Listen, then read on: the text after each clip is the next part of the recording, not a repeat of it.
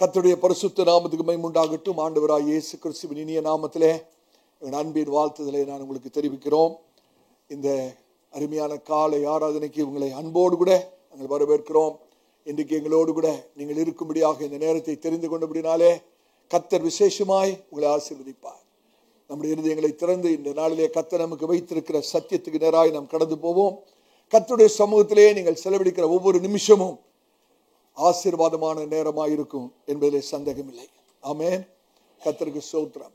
கர்த்தருடைய உள்ளத்திலே வைத்திருக்கிற பாரம் என்னவென்றால், ஒவ்வொரு விஷயம் நீங்க கர்த்தருடைய ஆலயத்துக்கு வரும்போது, கர்த்தருடைய வார்த்தையை கேட்கும்போது, கர்த்தர் நமக்கு தருகிற செய்தியை நீங்கள் கேட்கும்போது, கர்த்தர் உங்கள் ஒவ்வொருவருக்குள்ளும் ஒரு ஆழமான ஒரு நித்திய கிரியை நடப்பித்து கர்த்தர் நம்முடைய வாழ்க்கையை முற்றிலுமாக மாற்றி நம்முடைய வாழ்க்கை மூலமாக தேவனுடைய நாமம் மகிமைப்பட வேண்டும். ஒவ்வொரு விஷயம் நாட்டுக்கு நீங்க வரும்போது கர்த்தர் உங்களுக்குள்ளே ஒரு ஆழமான கிரியை நடப்பிக்க வேண்டும். ஹல்லேலூயா. அதுக்கு நம்ம விட்டு கொடுக்கணும். இந்த சபையின் போதகனாக நானும் அதிகமான நேரத்தை கர்த்தருடைய சமூகத்திலே செலவழித்து கர்த்தரிடத்திலிருந்து ஒரு வார்த்தையை பெற்று நாங்கள் உங்களுக்கு கொடுப்பதிலே மிக ஜாக்கிரதையா இருக்கிறோம். ஏதோ ஒரு வசனத்தை எடுத்து பிரசங்கம் பண்றது அல்ல. அநேக மணி நேரங்கள் கர்த்தருடைய சமூகத்திலே காத்திருந்து கர்த்தருடைய வார்த்தையை பெற்று நாங்கள் ஒவ்வொரு வாரமும் நாங்கள் கர்த்தருடைய வார்த்தையை நாங்கள் கொடுத்து கொண்டிருக்கிறோம். காரணம் என்னவென்றால், உங்களுடைய ஆவிக்குரிய நிலைமை எங்களுக்கு தெரியாது, உங்களுடைய பிரச்சனைகள் எங்களுக்கு தெரியாது, ஆண்டவருக்கு தான் தெரியும். ஆண்டவருடைய சமூகத்திலே காத்திருந்து அவரிடத்திலிருந்து ஒரு வார்த்தையை பெற்று நாங்கள் கொடுக்கும் போதுதான் அந்த வார்த்தை உங்களுக்கு மெய்யாகவே ஆசீர்வாதமாய் மாறும். ஆகவே இந்த காலவெளியிலே கர்த்தர் நம்மோடு கூட பேசுவார். நீங்கள் உங்களுடைய சிந்தனை திசை திருப்பப்படாதபடி ஒருமுகப்படுத்தி கர்த்தருடைய வார்த்தையை கூர்ந்து கவனிங்கள். கர்த்தர் உங்களை மெய்யாகவே ஆசீர்வதிப்பாராக. நம்ம எல்லாரும் கர்த்தருடைய சமூகத்தில் எழுந்து நின்று ஒரு வேத பகுதியை நாம் வாசிக்கலாம். கீழ்த்தளத்தில் இருக்கிறவங்களும் மேல் தளத்தில் இருக்கிறவங்களும் கூடுமானால் தயவு செய்து எழும்பி நின்று கர்த்தருடைய வார்த்தையை நாம் ஏகோபித்து ஒருமனப்பட்டு வாசிப்போம். எபேசியருக்கு நிருபம் 4ஆம் அதிகாரம் 21 32 வரைக்கும் வாசிக்க போகிறோம். எபேசியருக்கு நிருபம் 4ஆம் அதிகாரம் 21 32 வரைக்கும். உங்களுடைய பரிசுத்த வேதாகமத்தை அனைவரும் திருப்பிக் கொள்ளுங்கள். எபேசியருக்கு நிருபம் 4ஆம் அதிகாரம் 21 32 வரைக்கும் நாம் வாசிக்கலாம். இயேசுவின் இடத்தில் உள்ள சத்தியத்தின்படியே நீங்கள் அவரிடத்தில் கேட்டறிந்து அவரால் போதிக்கப்பட்டீர்களே, அந்தபடி முந்தின நடக்கைக்குரிய மோசம் போக்கும் இச்சைகளாலே கெட்டு போகிற பழைய மனுஷனை நீங்கள் களைந்து போட்டு உங்கள் உள்ளத்திலே புதிதான ஆவி உள்ளவர்களாகி மெய்யான நீதியிலும் பரிசுத்தத்திலும் தேவனுடைய சாயலாக சிருஷ்டிக்கப்பட்ட புதிய மனுஷனை தரித்துக் கொள்ளுங்கள். அன்றியும் நாம் ஒருவருக்கொருவர் அபயங்களாயிருக்கிறபடியால் பொய்யை களைந்து அவனவன் பிறனுடனே மெய்யை பேச கடவன். நீங்கள் கோபம் கொண்டாலும் பாவம் செய்யாதிருங்கள்.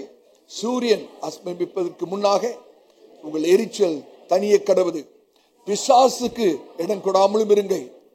திருடுகிறவன் இனி திருடாமல் கொடுக்கத்தக்கதாக தனக்கு உண்டாயிருக்கும்படி தன் கைகளினால் நலமான வேலை செய்து பிரயாசப்பட கடவன். கெட்ட வார்த்தை ஒன்றும் உங்கள் வாயிலிருந்து புறப்பட வேண்டாம். பக்தி விருத்திக்கு ஏதுவான நல்ல வார்த்தை உண்டானால் அதையே கேட்கிறவர்களுக்கு பிரயோஜனம் உண்டாகும்படி பேசுங்கள். அன்றியும் நீங்கள் மீட்கப்படும் நாளுக்கென்று முத்திரையாக பெற்ற தேவனுடைய பரிசுத்த ஆவியை துக்கப்படுத்தாதிருங்கள். சகலவிதமான கசப்பும் கோபமும் மூர்க்கமும் கூக்குரலும் தூஷணமும் மற்ற எந்த துர்க்குணமும் உங்களை விட்டு நீங்க கடவுது. ஒருவருக்கு ஒருவர் தயவாயும் மனவுருக்கமாயும் இருந்து கிறிஸ்துவுக்குள் தேவன் உங்களுக்கு மன்னித்தது போல நீங்களும் ஒருவருக்கு ஒருவர் மன்னியுங்கள். கர்த்தர் உங்களை ஆசீர்வதிப்பாராக. தயவுசெய்து உட்காருங்கள். கர்த்தருடைய பரிசுத்த நாமத்துக்கு ஸ்தோத்திரம். இந்த காலையிலே அந்த 27வது வசனத்துக்கு நேராக நம்முடைய சிந்தையை திருப்புவோம். எபேசியர் 4ஆம் அதிகாரம் 27வது வசனம் ரொம்ப சின்ன வசனம், ஆனா ஆழமான வசனம். எபேசியர் 4ஆம் அதிகாரம் 27வது வசனம். பிசாசுக்கு இடம் கொடாமல் இருங்கள். பிசாசுக்கு இடம் கொடாமல் இருங்கள். ஒரு சின்ன வாக்கியம் தான். ஆனா அப்போஸ்தலனாகிய பவுல் தருகிற இந்த புத்திமதி ஆவிக்குரிய ரீதியிலே மிக மிக மிக முக்கியமானதாக இருக்கிறது. அடுத்த சில நிமிஷங்களுக்கு இந்த வசனத்தை தான் நாம் தியானிக்க போகிறோம். ஹல்லேலூயா. எப்படி பிசாசுக்கு இல்லை என்று சொல்லி அவனுடைய கிரியைகளை எதிர்த்து நின்று அவனுடைய சதி திட்டங்களை அதமாக்கி சத்துரு நம்முடைய வாழ்க்கையில செய்ய நினைக்கிற சகல காரியங்களையும் நாம் எப்படி அழிப்பது. ஆமென். அடுத்த சில நிமிஷங்களுக்கு உங்களை சிந்தனை திசை திருப்பவே படக்கூடாது. சத்துருக்கு பிடிக்காத ஒரு செய்தி. ஆகவே கர்த்தருடைய சமூகத்தில் காணப்படுகிற நீங்கள் மற்ற காரியங்களை சிந்தித்து நினைத்து விட்டு கர்த்தருடைய சத்தியத்தை விட்டு விடுவென்றால் கர்த்தர் இந்த நாளில் உங்களை கொண்டு வந்த நோக்கம் நிறைவேறாமல் போய்விடும். ஆகவே எல்லா காரியங்களையும் அப்புறப்படுத்தி அன்றைக்கு யாக்கோபை போல சகலவற்றை அப்புறப்படுத்தி தனித்திருந்தான் என்று வாசிக்கிறோம். கர்த்தருடைய சமூகத்தில் செய்தியை கேட்கும் போது எல்லாத்தையும் அப்புறப்படுத்திட்டு தனியா உட்கார்ந்துட்டு இருக்க மாதிரி இருக்கணும். யாருமே நம்மளோட ஒரு உட்கார்ந்துட்டு இல்லை, நம்ம மாத்திரம் கர்த்தருடைய சமூகத்தில் தனியா உட்கார்ந்துட்டு இருக்கிற மாதிரி கர்த்தருடைய வார்த்தையை நாம் கவனிக்க வேண்டும். கர்த்தருக்கு ஸ்தோத்திரம். ஆராதனை நேரத்தில் சொன்னாங்க, எத்தனை பேர் அதை விளங்கி கொண்டீங்கன்னு தெரியல. யோபு சொன்ன வார்த்தை, கர்த்தர் கொடுத்தார், கர்த்தர் எடுத்தார், கர்த்தருடைய பரிசுத்த நாமத்துக்கு ஸ்தோத்திரம். என்ன வெளிப்பாடு பாருங்க. பழைய ஏற்பாட்டு மனுஷனுக்கு ஒரு வெளிப்பாடு. நம்ம எல்லாம் என்ன நினைச்சிட்டு இருக்கோம்னா, யோபுக்கு கர்த்தர் ஆசீர்வாதத்தெல்லாம் கொடுத்தாரு, பிசாசு எல்லாத்தையும் எடுத்துட்டான். யார் எடுத்துட்டது? இல்ல இல்ல இல்ல. ஆனா அந்த பக்தனுக்கு இருந்த வெளிப்பாடு என்ன தெரியுமா? கர்த்தர் தான் கொடுத்தாரு, கர்த்தர் தான் எடுத்தாரு. பிசாசு எடுத்த மாதிரி இருக்குது. ஆனா யோபு இழந்த சகல ஆசீர்வாதமும் யாருடைய கையில் இருக்குன்னு கேட்டீங்கன்னா கர்த்தருடைய கரத்தில் இருக்கு. யோபு இழந்தது போல தெரிகிறது. ஆனால் யோபு இழந்த அத்தனை ஆசீர்வாதமும் பிசாசிட்ட கையில இல்ல, அது கர்த்தருடைய கரத்துல தான் இருக்கு. அதான் யோபு சொல்றார், கர்த்தர் தான் கொடுத்தாரு, கர்த்தர் தான் எடுத்து வச்சிருக்கிறாரு.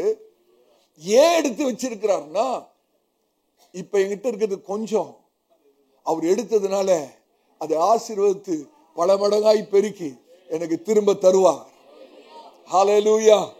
ஆகவே இந்த காலவேளையிலே ஏதாவது ஒரு இழந்தது போல உங்களுக்கு ஒரு யோசனை வருமானா கவலைப்பட வேண்டாம். அந்த இழந்தது கர்த்தருடைய கரத்தில் இருக்கு. கர்த்தர் இதை ஆசீர்வதித்து பெருக்கி திரும்ப தருவார். கர்த்தருடைய பரிசுத்த நாமத்துக்கு மகிமை உண்டாவதாக. இந்த 27வது வசனத்திலே பிசாசுக்கு இடம் கொடாமலும் இருங்கள். அப்போஸ்தலனாகிய பவுல் இந்த வசனத்திலே சொல்ல வருகிற காரியம் என்னவென்றால், பிசாசுக்கு எந்த ஒரு தருணத்தை உங்களுடைய வாழ்க்கையிலே கொடுத்து விடாதீர்கள். ஆமென். பிசாசு உங்களை ஆளும்படியாக, உங்களை ஆட்டி படைக்கும்படியாக எந்த ஒரு சந்தர்ப்பத்தையும் எந்த ஒரு வாய்ப்பையும் உங்களுடைய வாழ்க்கையிலே கொடுத்து விடாதபடி எச்சரிக்கையாயிருங்கள் என்று சொல்கிறார். இந்த இடம் கொடாமல் என்று சொல்கிற வார்த்தைக்கு கிரேக்க பதத்திலே டோபோஸ் என்று எழுதப்பட்டிருக்கிறது. டோபோஸ் என்றால் இடம் அல்லது கிரவுண்ட், தளம் அல்லது வாய்ப்பு, ஸ்லாக்கியம். இதே வார்த்தை எபிரேய பதத்திலே மாக்கோம் என்று எழுதப்பட்டிருக்கிறது. மாக்கோம்னா எந்த ஒரு வாய்ப்பையும் பிசாசுக்கு கொடுத்து விடாதீர்கள். நம்முடைய ஆவிக்குரிய வாழ்க்கையிலே பிசாசுடைய எதிர்மறையான காரியங்கள் நம்முடைய வாழ்க்கையில வந்து, உதாரணத்துக்கு பாவமோ கசப்போ வைராக்கியமோ பிரிவினையோ இப்படிப்பட்ட காரியங்கள் நம்முடைய வாழ்க்கையில வரும்படியாக நாம் இடம் கொடுத்து தேவன் நமக்கு வைத்திருக்கிற ஸ்லாக்கியங்கள், பாக்கியமான ஆசீர்வாதங்களை இழந்து விடாதீர்கள் என்று சொல்லி அப்போஸ்தலனாகிய பவுல் எபேசு சபைக்கு எழுதும் போது எழுதுகிறார். ஆமென். நீங்க சிந்தித்து பார்க்க வேணும். ஒரு கதவை உங்களுடைய கற்பனைக்கு முன்பாக நீங்க கொண்டு வாருங்கள். ஒரு கதவு. அந்த கதவு எதற்கென்றால் ஒரு வீட்டுக்குள்ள நுழைவதற்கான ஒரு நுழைவாய்வு. அப்படிதானே? ஒரு கதவு எதற்கு? ஒரு இடத்துக்குள்ளே நுழைவதற்கு ஏதுவாக தான் ஒரு கதவு இருக்கிறது. அதே போலதான் நம்முடைய சிந்தனைகள், நம்முடைய செயல்கள் பிசாசினாலே ஆளப்படுமானால் எப்படி ஒரு கதவு திறக்கப்பட்டு ஆட்கள் உள்ளே போகிறது போல நம்முடைய சிந்தனை மூலமாக, செயல் மூலமாக பிசாசு நம்முடைய வாழ்க்கைக்குள்ளாக வந்து நம்மை ஆளுகை செய்கிற ஒரு வாய்ப்பு இருக்கிறது. ஆகவே உங்களுடைய இருதயத்தின் வாசலை பிசாசுக்கு எப்போதும் அடைத்து வையுங்கள். இந்த நாளின் செய்தியின் தலைப்பு என்னவென்றால், சாத்தானுக்கு வாசலை அடைத்தல். சாத்தானுக்கு வாசலை அடைத்தல். ஹல்லேலூயா. சிந்திக்க வேணும். பிசாசுக்கு வாசலை திறந்து எப்படி நம்முடைய வாழ்க்கையில கர்த்தர் கொடுத்த அந்த அபிஷேகத்தின் அக்கினியை அணைத்து விடுகிறோம். கர்த்தருடைய வாழ்க்கையிலே அநேக காரியங்களை தந்திருக்கிறார். ஆவிக்குரிய காரியங்கள், அபிஷேகத்தின் அக்கினி, பிரசன்னம். பிசாசுக்கு கதவை திறக்கிறதுனால நம்முடைய அபிஷேகத்தின் அக்கினி அணைந்து போகிறது. கர்த்தர் கொடுக்கிற ஆசீர்வாதங்கள் நம்முடைய வாழ்க்கையிலே இல்லாமல் போய்விடுகிறது. நீங்கள் ஏதோ ஒரு பெரிய பாவத்தை செய்யாமல் இருக்கலாம், ஆனா ஒரு பொய் போதும். பிரதர், சிஸ்டர், நீங்க பேசுற ஒரு பொய் போதும். ஒருவேளை பொய் பேசாமல் இருக்கலாம், ஆனால் உங்களுடைய இருதயத்திலே இருக்கிற கொஞ்சம் கசப்பு, வைராக்கியம், குரோதம், விரோதம் போதும். நீங்கள் கோபப்படுகிற போலே உங்களுடைய வாயிலிருந்து எப்படிப்பட்ட வார்த்தைகள் புறப்பட்டு வெளியே வருகிறது. அந்த ஒரு வார்த்தை போதும். நீங்க கோபமா இருக்கும்போது பேசாமல் இருக்கிறது நல்லது. யாருக்கிட்டையும் பேசாம இருக்கிறது நல்லது. ஏன்னா ஒரு நபர் கோபமா இருக்கும்போது அவருடைய வாயிலிருந்து புறப்படுகிற வார்த்தை எப்படி இருக்கும் என்பது யாருக்கும் தெரியாது. பிசாசுடைய வாழ்க்கைக்குள்ளே நுழைவதற்கு ஒரு தவறான வார்த்தை போதுமே. ஆனால் தான் பவுல் சொல்றாரு, பிசாசுக்கு எந்த விதத்திலும் எந்த ஒரு சின்ன தருணத்தையோ வாய்ப்பையோ உங்களுடைய வாழ்க்கையில கொடுத்து தேவனுடைய மகிமையான ஆசீர்வாதத்தை இழந்து விட வேண்டாம் என்று சொல்கிறார். பிசாசுக்கு இடம் கொடாதிருங்கள். ஆமென். இந்த செய்தி ரொம்ப முக்கியமான செய்தி. இதை நாம் தெளிவாய் விளங்கிக் கொள்வோமானால் நம்முடைய வாழ்க்கை பழைய வாழ்க்கையை போல இருக்காது. இன்றிலிருந்து ஒரு பெரிய மாற்றத்தை நம்மால் அனுபவிக்க முடியும். நம்ம எல்லாருக்கும் தெரியும், யோவான் 10:10 வேதத்தை திருப்ப கூடாது இதுக்கெல்லாம். யோவான் 10:10 திருடன் திருடவும் கொல்லவும் அழிக்கவுமே தான் வருகிறான். பிசாசு எதுக்கு வரான்? பிசாசு உங்களுக்கு ஒரு விசுவாசிக்குள்ள வரான். ஒரு விசுவாசி கதவை திறந்து பிசாசை உள்ள விடுறானா, அவன் எதுக்கு உள்ள வரான் தெரியுமா? திருடுறதுக்கும் கொல்றதுக்கும் அழிக்கிறதுக்குமே தான் உள்ள வரான். பிசாசு யார்? பிசாசு தேவாதி தேவனுடைய சத்துரு. Devil is God's adversary, enemy. அவன் தான் பிசாசு. நல்ல கவனிங்கள். பிசாசு உங்களுடைய வாழ்க்கையில என்ன செய்ய அவன் சதி திட்டம் போடுறான் தெரியுமா? உங்களுடைய வாழ்க்கைக்குள்ளே அவன் புகுந்து என்ன செய்ய விரும்புகிறான் தெரியுமா? உங்களை சிருஷ்டித்த தேவனுக்கு விரோதிகளாய் மாற்றும்படியாக பிசாசு உங்களுக்குள்ளே நுழைந்து கிரியை செய்கிறான். சிந்தித்து பார்க்க முடியுதா? நாம் எல்லாரும் தேவனுடைய இரத்தத்தால் மீட்கப்பட்டவர்கள். கிருபையாய் கர்த்தர் நம்மை அழைத்து ரட்சித்திருக்கிறார். ஆண்டவர் சொன்னா, நீங்கள் என்னை தெரிந்து கொள்ளவில்லை, நான் உங்களை தெரிந்து கொண்டேன். எவ்வளவு பெரிய பாக்கியம்! கர்த்தர் கிருபையாய் தெரிந்து கொண்டு ரட்சித்து மீட்டெடுத்து நம்மை அபிஷேகித்து சத்தியத்திலே நடத்தி வருகிற நம்மை நாம் செய்கிற ஒரு சின்ன தவறினாலே பிசாசுக்கு வாசலை திறந்து கொடுக்கிறபடினாலே பிசாசு நமக்குள்ள வந்து நம்மையே நம்முடைய தேவனுக்கு விரோதி ஆக்கிறோம். யோசிச்சு பார்க்க முடியுதா? நம்மையே, நம்ம அவருடைய பிள்ளைகள், அவருடைய செல்ல பிள்ளைகள், அவன் நம்மை அதிகமாய் நம்மை நேசிக்கிற கர்த்தருடைய பிள்ளைகள். அவன் தந்திரமாக உங்களுடைய வாழ்க்கைக்குள்ளே நுழைந்து உங்களை நேசிக்கிற, உங்களுக்காய் தன்னுடைய ஜீவனை கொடுத்த அந்த தேவனுக்கு விரோதிகளாக பிசாசு நம்மை மாற்றுவதுதான் அவனுடைய தந்திரமான செயலாக இருக்கிறது. நீங்கள் உங்களுடைய தனிப்பட்ட வாழ்க்கையிலே பிசாசுக்கு இடம் கொடுப்பீர்கள் என்றால் அந்த தனிப்பட்ட பகுதியிலே பிசாசு நுழைந்து உங்களை தேவனுக்கு விரோதமாய் நிற்கப்படுகிறான். உங்களுடைய சிந்தையிலே பிசாசுக்கு இடம் கொடுப்பீர்கள் என்றால் அவன் உங்களுடைய சிந்தைக்குள்ளாக நுழைந்து ஒரு குழப்பத்தை உண்டு பண்ணி உங்களை சோர்வுக்குள் ஆக்கி உங்களுக்குள்ளே சந்தேகத்தையும் பயத்தையும் கொண்டு வந்து உங்களை தேவனுடைய திட்டத்துக்கும் சித்தத்துக்கும் விரோதிகளாக பிசாசு மாற்றி விடுகிறான். நான் பேசிக்கொண்டிருக்கிற காரியம் ரொம்ப முக்கியமான காரியம்.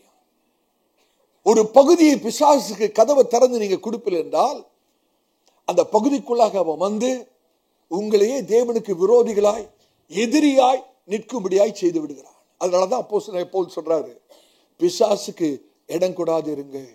ஆமென். நீங்க பிசாசுக்கு இடம் கொடுத்தீங்கன்னா அந்த இடத்தை அவன் சாதகமாக மாற்றிக்கொண்டு நீங்கள் கொடுத்த அந்த பகுதியையே தேவனுக்கு விரோதமாய் மாற்றி விடுகிறான். நல்ல கவனிங்க தயவுசெய்து. உங்களுடைய வாழ்க்கையில பிசாசுக்கு இடம் கொடுத்துட்டீங்கன்னா தேவனுடைய கிருபைக்கு நீங்க எதிரின்னு அர்த்தம். தேவனுடைய இரக்கங்களுக்கு நீங்கள் சத்துருன்ற அர்த்தம். தேவனுடைய எதிர்பார்ப்புக்கு நீங்கள் விரோதமாய் நிற்கிறீர்கள் என்று அர்த்தம். நான் சொல்றது விளங்குதா? எத்தனை பேருக்கு விளங்குது? நீங்க ஒரு சின்ன பகுதியை பிசாசுக்கு கதவை திறந்து கொடுத்துட்டீங்கன்னா நீங்க தேவனுடைய கிருபைக்கு எதிர்த்து நிற்கிறீர்கள், தேவனுடைய இரக்கத்துக்கு எதிர்த்து நிற்கிறீர்கள், தேவனுடைய எதிர்பார்ப்புக்கு எதிர்த்து நிற்கிறீர்கள். கொஞ்ச நாள் அப்படியே விட்டுட்டீங்கன்னா நீங்க பிசாசுக்கு திறந்து கொடுத்த அந்த பகுதி பிசாசுடைய அரணா மாறிடும், கோட்டையா மாறிடும். அதற்கு பிறகு உங்களுடைய வாழ்க்கையில ஆவிக்குரிய மரணம் நடக்க ஆரம்பிக்கும், அழிவு நடக்க ஆரம்பிக்கும், வேதனை குழப்பங்கள் அதிகரிக்க ஆரம்பிக்கும், சமாதானம் போயிடும், உங்களுக்குள்ளே ஒரு விதமான பயம் வந்துவிடும். காரணம் என்ன தெரியுமா? எல்லா தேவைகளையும் சந்திக்கிற தேவனுக்கு நம் விரோதிகளாய் மாறுகிறோம்.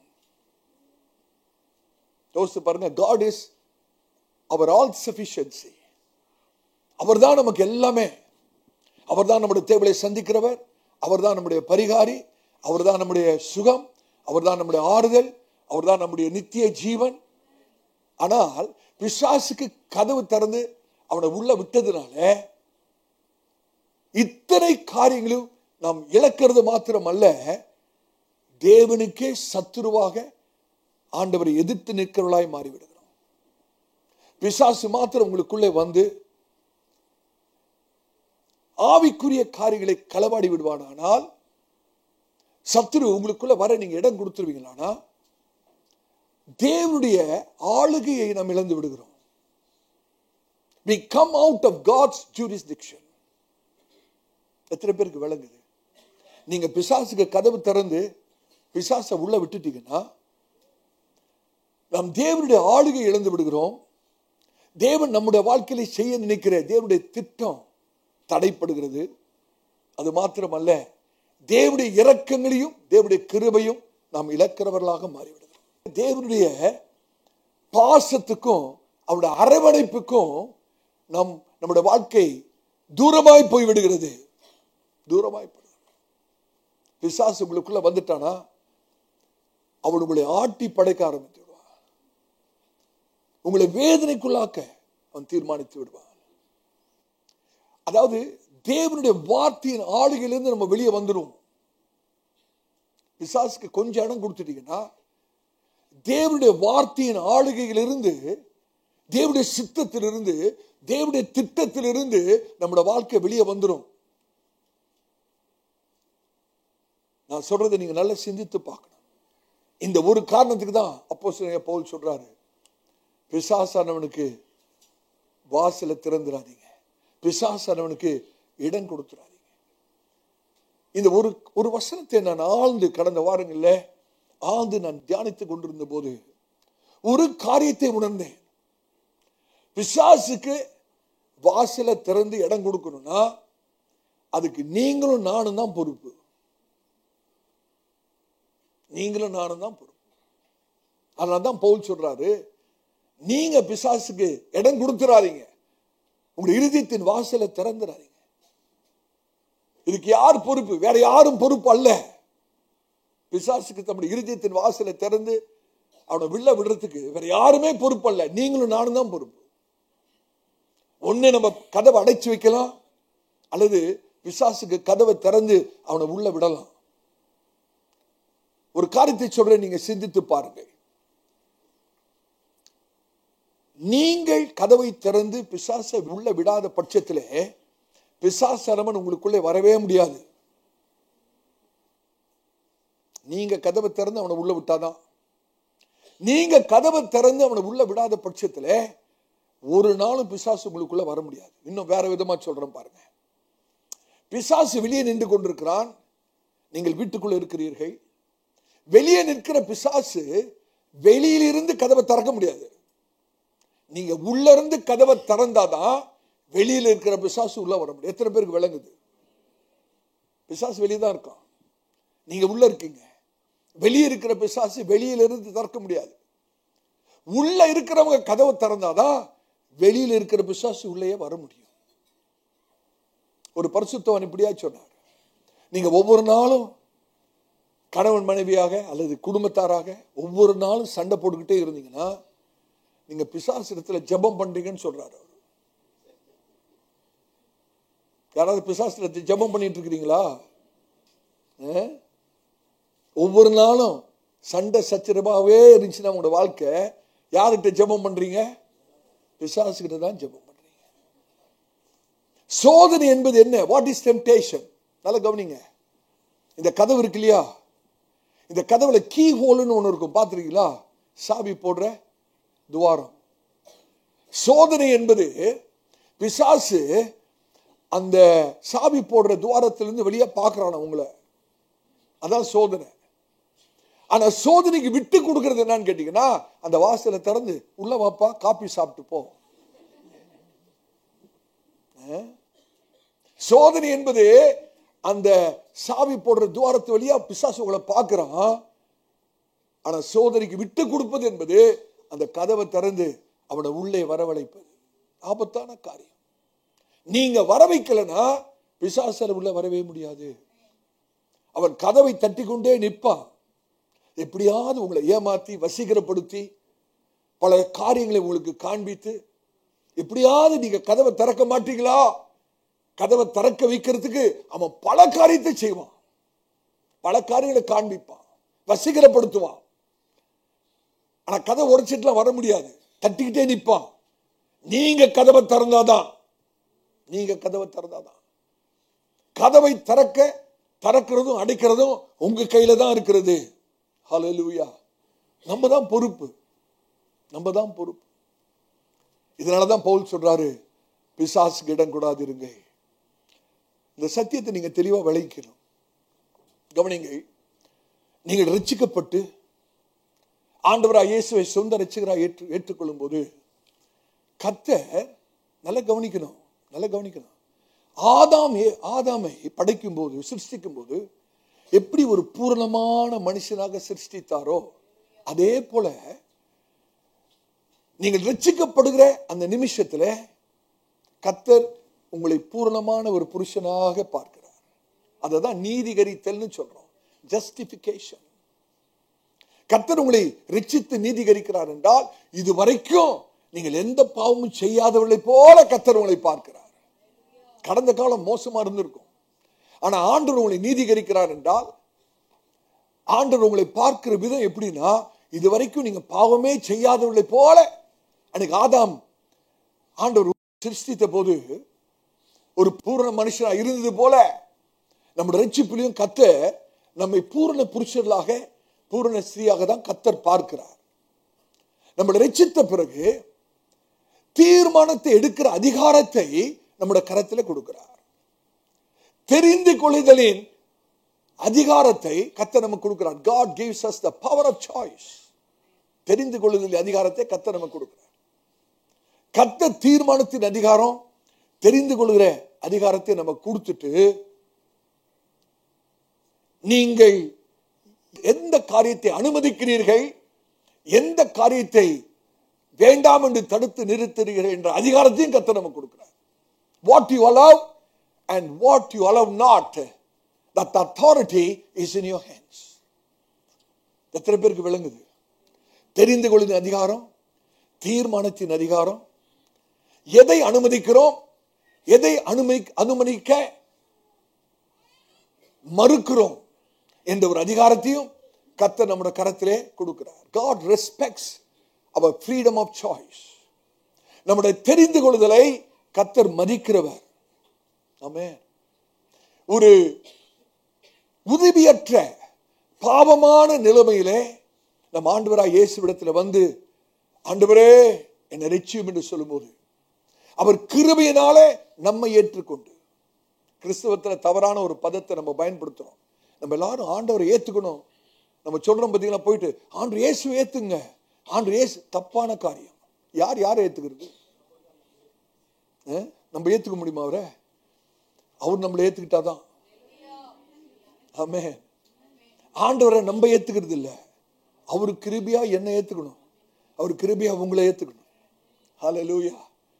அப்படி கிருபையாய் நம்மளை ஏற்றுக்கொண்டு அவருடைய ரத்தத்தினாலே கழுவி, அவருடைய வார்த்தையினாலே நம்மை சுத்திகரித்து, நம்மளை சுத்தமாக்கி, அவருடைய வல்லமையினாலே நம்மை நிறைத்து, நம்மை அவரிடமாய் சேர்த்துக் கொள்கிறார். நல்ல கவனிங்க. இவ்வளவும் பண்ண பிறகு, இவ்வளவும் கர்த்தர் நமக்கு செய்த பிறகு, நம்மளை ரட்சித்த பிறகு, கர்த்தர் நம்மை ஆவியின் உலகத்துக்குள்ளே போகும்படி அனுமதிக்கிறார். இந்த சத்தியம் உங்களுக்கு விளங்கணும், கவனித்து கேட்கணும். ஆண்டவர் நம்மளை ரட்சித்து மீட்டெடுத்து அவருடைய கிருபையினாலே நம்ம அவரிடமாய் சேர்த்து எல்லாவற்றையும் பண்ண பிறகு நம்மளை எங்க அனுப்புறாரு? சத்தமா சொல்லுங்க. ஆவியின் உலகத்துக்குள்ளே நம்மளை அனுப்புகிறார். நம்ம இருக்கிறது இந்த உலகத்துல தான். ஆனா ஆவிக்குரிய ரீதியிலே கர்த்தர் நம்மளை எங்க அனுப்புறாரு? ஆவியின் உலகத்துக்குள்ளே அனுப்புறாரு. எதுக்கு தெரியுமா?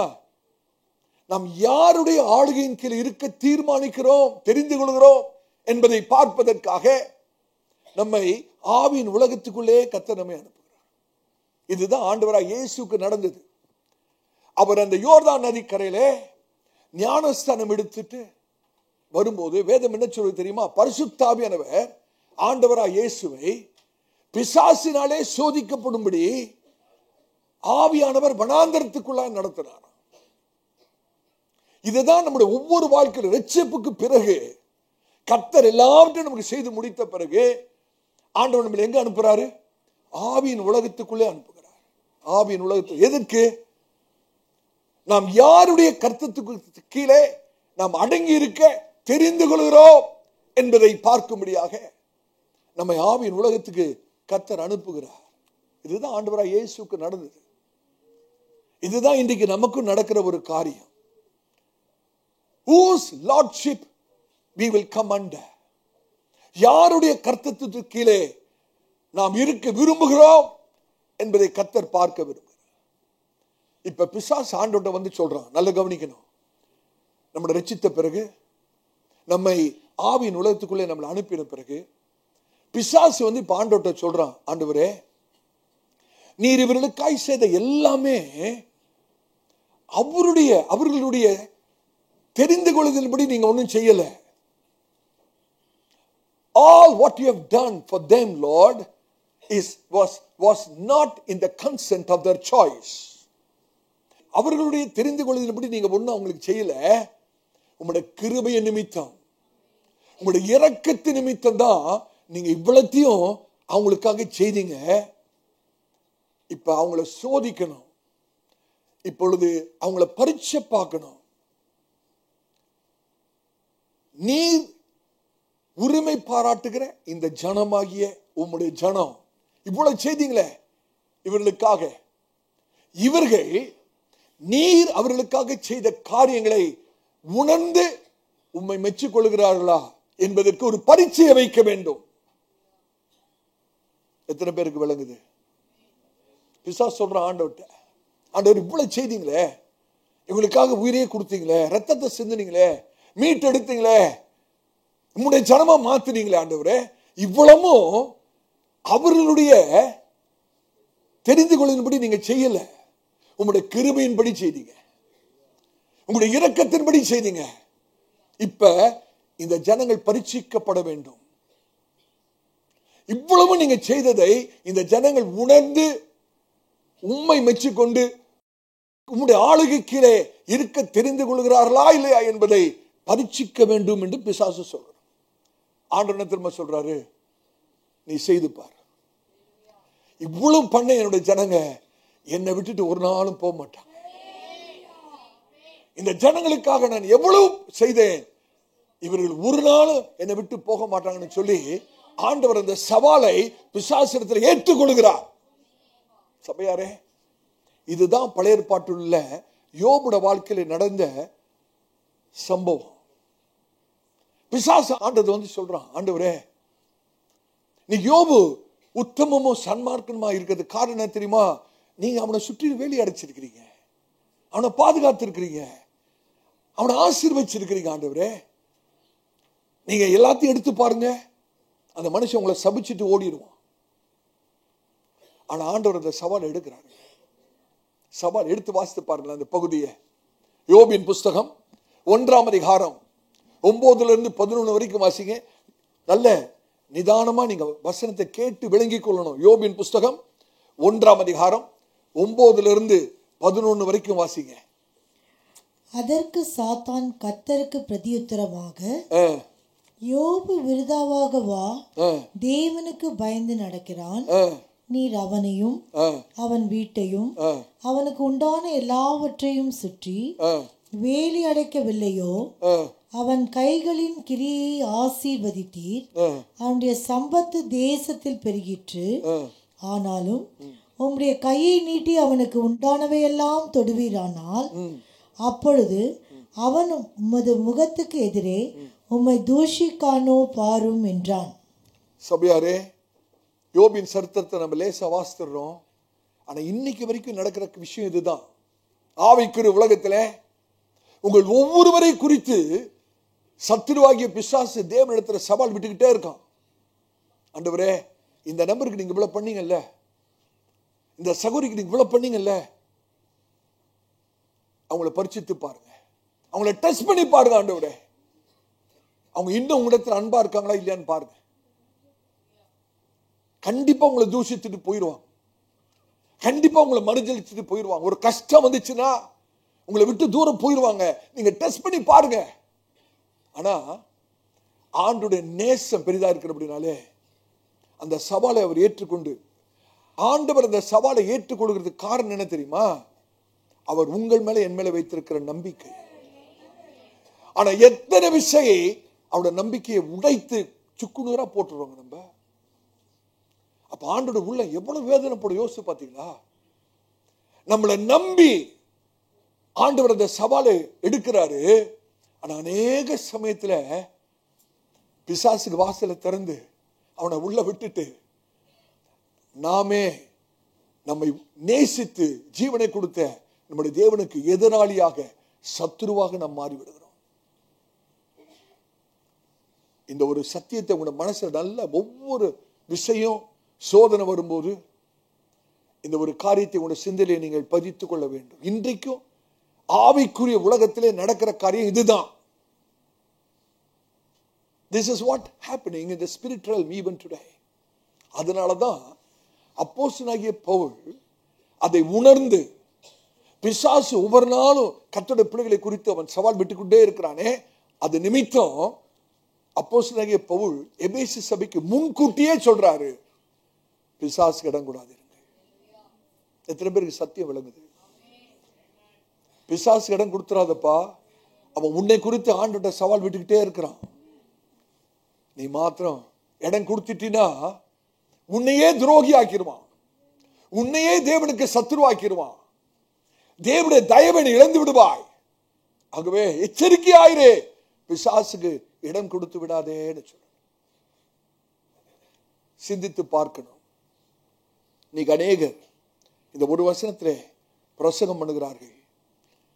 அநேக பிரசங்கிமார்கள் பிசாசுக்கு இடம் கூடாதுன்னு பிரசங்கம் பண்றாங்க. ஆனா இடம் கொடுத்த பிறகு பிசாசு எப்படி வெளியே துரத்துறது அப்படின்னு யாரும் பண்ண மாட்டாங்க. இடம் கொடுத்துட்டாங்க, ஏற்கனவே பிசாசுக்கு இடம் கொடுத்துட்டாங்க. போயிட்டு பிசாசுக்கு இடம் கொடுக்காதே, இடம் கொடுக்காதுன்னா என்ன பிரயோஜனம்? ஏற்கனவே தான் கொடுத்தாச்சு இடம். நான் சொல்றது உங்களுக்கு விளங்குதா? ஆமென். தெரிஞ்சோ தெரியாமலையோ வேணுமென்றோ பிசாசுக்கு இடம் கொடுத்து விட்டார்கள். நிறைய பேர் கொடுத்துட்டாங்க. ஆமென். யோசிச்சு பாருங்க. நானும் தேடி தேடி பார்க்கிறேன். யாராவது பிசாசுக்கு இடம் கொடுத்த பிறகு அவனை எப்படி துரத்துறதுன்னு யாராவது பிரசங்கம் பண்றாங்கன்னு பார்த்தா அப்படி ஒன்றும் பிரசங்கத்தை பார்க்க முடியல. பிசாசுக்கு இடம் கொடாதீர்கள் தான் பிரசங்கம் பண்றாங்க. ஆனா இந்த பிரசங்கத்தை கேட்கிற ஆட்கள், பிசாசுக்கு இடம் கொடாதீர்கள் என்று பிரசங்கத்தை கேட்கிறாங்களா, அந்த ஆட்கள் ஏற்கனவே 90% இடத்தை கொடுத்தவங்க தான். வாடகைக்கு விட்டாங்க பிசாசுக்கு. வீட்டை ஏற்கனவே யாருக்கு விட்டாச்சு? பிசாசுக்கு வாடகைக்கு விடலாம், அட்லீஸ்ட் லீஸுக்காவது விட்டாங்க. சில பேர் 1 வருஷத்துக்கு விட்டுருக்காங்க, சில பேர் லீஸுக்கு 5 வருஷம் விட்டாங்க, சில பேர் கடந்த 8 வருஷமா விட்டுட்டே இருக்கிறாங்க, 10 வருஷமா விட்டுட்டு இருக்கிறாங்க. படாத பாடுபடுறாங்க அவனை விட்டுட்டு. எப்படி வெளியே வர்றதுன்னு தான் தெரியல, எப்படி பிசாசை வெளியே துரத்துறதுன்னு தெரியல.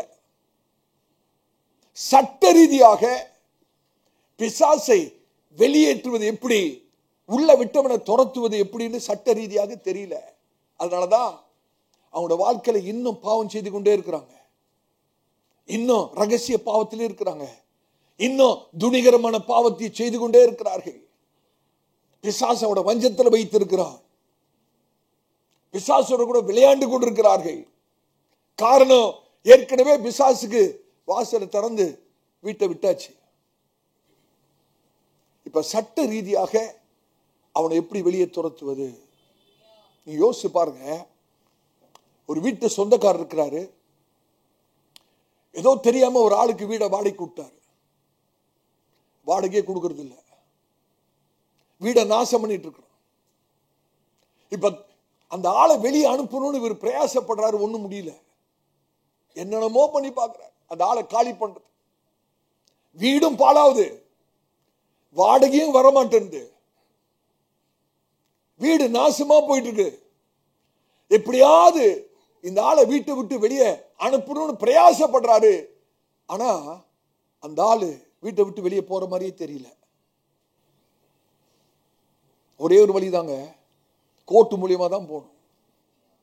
சட்ட ரீதியாக போயிட்டு அந்த மனுஷனை வெளியேற்றணும்னா ஒரு எவிக்ஷன் நோட்டீஸ், கோர்ட்ல இருந்து ஒரு ஆர்டர் வாங்கிட்டு வந்து அந்த இல்லீகல் டெனன்ட் இருக்கார் பாருங்க, சட்டத்துக்கு விரோதமா அந்த வீட்டில் தங்கி இருக்கிற ஆளை சட்டத்தின்படி வெளியேற்றப்பட வேண்டும். அப்படி வெளியேற்றத்துக்கு சட்டம் என்ன சொல்றதுன்னு தெரியாம எப்படி ஏற்றுறது? ஒரு மனுஷனை சட்டத்தின்படி வெளியே ஏற்றணும்னா சட்டம் என்ன சொல்றதுன்னு தெரிஞ்சாதானே. இன்னைக்கு பிசாச நிறைய பேர் வாழ்க்கையில விட்டுட்டு சட்டத்தின்படி எப்படி வெளியேற்றதுன்னு தெரியல. இந்த சட்டம் தெரியணும் பிரதர், இந்த சட்டம் தெரிஞ்சாதான் சட்டத்தின்படி தான் வெளியே போவான். நீங்க ரொம்ப ஆவிக்குரியவர்ல போல நடிச்சாலும் வெளியே போயிட மாட்டான். நான் ஜோம் பண்றேன், நான் உபவாசம் பண்றேன் விட்டுட்டு, நான் ஜோம் பண்றேன் உபவாசம் பண்றேன் பாஸ்டர்ட்ட போய் ஜோம் பண்ண சொல்றேன், இதுக்கெல்லாம் அவன் மசிய மாட்டான். சட்டத்தின்படிதான் அவனை வெளியேற்றணும். அப்ப சட்டம் நமக்கு தெரிஞ்சிருந்தா தானே முடியும். ஹல்லேலூயா. நீங்க சிந்தித்து பார்க்க முடியாது பேசுறேன். ஆமென். நீங்க விட்டதுனாலதான் உள்ள வந்தான். நீங்க கதவு திறந்து விடலாம் உள்ள வந்திருப்பானா? யோசிச்சு பாருங்க. ஹல்லேலூயா. இதனாலதான் பவுல் சொல்றாரு, பிசாசுக்கு இடம் கொடாதீர்கள். நல்ல ஒண்ணு யோசிச்சு பார்க்கணும். கதவை எப்பொழுதும் அடைத்து வைத்து பிசாச உள்ளேயே விடாம இருந்திருந்தா எவ்வளவு மேல், அப்படிதானே? அவனை உள்ள விட்டுட்டு என்னத்துக்கு துரத்தணும்? சில பேர் வீட்டுக்குள்ள நாயை விட்டுருவாங்க, அதுக்கப்புறம் அடிச்சு கல்ல அடிச்சு இதை அடிச்சு துரத்தும், அது உள்ளே தான் சுத்திட்டு இருக்கும். உள்ள ருசி கண்டுருச்சு இல்ல. உள்ள வீட்டுக்குள்ள நாயை விட்டுட்டு துரத்துறத காட்டிலும் வீட்டு கதவை அடைச்சு வச்சிருந்தா எவ்வளவு மேல் இல்ல. ஆவிக்குரிய காரியத்திலே நம்ம இதை விளங்கிக் கொள்ள வேண்டும். ஆமென். ஒருவேளை நீங்கள் ஏற்கனவே பிசாசுக்கு இடம் கொடுத்தவர்களாக இருப்பீர்கள் என்றால் சட்ட ரீதியாக பிசாசை எப்படி வெளியே துரத்துவது? நான் அதை சொல்லிக் கொடுப்பதுக்கு முன்னே முதலாவது இன்னொரு காரியத்தை பார்க்கணும். எப்படி கதவை திறந்தீங்க? உள்ள விட்டுட்டீங்க. இப்ப பிசாசு உள்ள இருக்கான், உங்களை ஆளுகை செய்யறான். ஒரே வாழ்க்கையே போராட்டமா இருக்கு. குடும்பத்துல சுத்தமா சமாதானம் இல்லை, ஆசீர்வாதம் இல்லை, வெறும் கடன் தான், பிரச்சனைக்கு மேல பிரச்சனை, ஒவ்வொரு நாளும் போராட்டம். பிசாசு உள்ள வந்துட்டான், அவனை வெளியே துரத்தணும். ஆனா அதை சொல்றதுக்கு முன்ன நான் இன்னொன்னு சொல்லணும். எப்படி கதவை திறந்து விட்டீங்க? அவனுக்கு எப்படி பிசாசுக்கு நீங்கள் கதவை திறந்தீர்கள்? அருமையான சபையாரே, பிசாசுக்கு கதவை திறந்து உள்ள விடுறதுக்கு நிறைய வழி இருக்கு, நிறைய வழி இருக்கு. நமக்கு தெரியாமலே உள்ள வந்துடுவான். எத்தனையோ விஷயம் நீங்க தான் கதவை திறந்து உள்ள விட்டுருக்கிறீங்க, ஆனா உங்களுக்கே தெரியாது கதவை திறந்தது, உங்களுக்கே தெரியாது பிசாசு உள்ள வந்தது. ஆனா வாழ்க்கை மாத்திரம் போராட்டமா இருக்கு. இன்னைக்கு வாசிக்கப்பட்ட வேதாகம பகுதியிலே அப்போஸ்தலனாகிய பவுல் 5 காரியங்களை குறித்து நம்மளை எச்சரித்து அவர் சொல்றாரு, பிசாசுக்கு இடம் கொடுத்துறாதீங்க. இந்த 5 காரியத்தினாலதான் பிசாசுக்கு நீங்க கதவே திறந்தீங்க. அந்த 5 காரியமும் வாசிக்கப்பட்ட வேத பகுதியில தான் இருக்கிறது. உங்களுடைய பரிசுத்த வேதாகமத்தை எபேசியர் 4ஆம் அதிகாரத்துக்கு திருப்பி வைத்துக் கொள்ளுங்கள். வாசிக்கப்பட்ட 21 32 வசனம் வரைக்கும் தான் 5 காரியங்களை அப்போஸ்தலனாகிய பவுல் சொல்றாரு. இந்த 5 காரியத்தின் மூலமாக தான் கதவே திறந்திருக்கிறீங்க. பிசாசு உள்ள வந்திருக்கிறான், ஆனா கதவு திறந்தது உங்களுக்கே தெரியல. பிசாசு உள்ள வந்தது உங்களுக்கே தெரியல. முதலாவது பிசாசு கதவு திறந்தது காரணம் என்ன தெரியுமா? சத்தமா சொல்லுங்க. பொய் சொல்லுதல், பொய் சொல்லுதல். இரண்டாவது பிசாசுக்கு கதவு திறந்து உள்ள விட்டது காரணம் சத்தமா கோபப்படுதல். மூன்றாவது களவு செய்தல். நான்காவது கெட்ட வார்த்தை பேசுதல். ஐந்தாவது கசப்பு வைத்தல். அப்போஸ்தலனாகிய பவுல் சொன்ன 5 காரியங்களையும் எபேசியர் 4ஆம் அதிகாரத்தில் எழுதிட்டு அவர் சொல்றாரு, பிசாசுக்கு மாத்திரம் கதவை திறந்துடாதீங்க, பிசாசுக்கு இடம் கொடுத்துடாதீங்க. அப்ப ஒரு கர்த்தருடைய பிள்ளை எப்படி கதவை திறந்து பிசாசை உள்ள விடுறாரு? முதலாவது என்னது? இரண்டாவது, மூன்றாவது, நான்காவது, ஐந்தாவது கசப்பு. இதை உங்களுக்கு வேதாகமத்தில் நான் காண்பித்து சத்தியத்தை விளக்க கர்த்தர் எனக்கு உதவி செய்வாராக. முதலாவது பொய் சொல். எடுத்து வாசிங்க. எபேசியர் 4ஆம் அதிகாரம் 25ஆம் வசனம். தயவுசெய்து கவனிங்க சகோதரனே, சகோதரியே. ஒவ்வொரு விஷயம் நீங்க பொய் பேசும்போது என்ன பண்றீங்க தெரியுமா? பிசாசுக்கு தமிழ்ல சொல்லுவாங்களே பாலுன்னு கதவை தரும். எப்படி?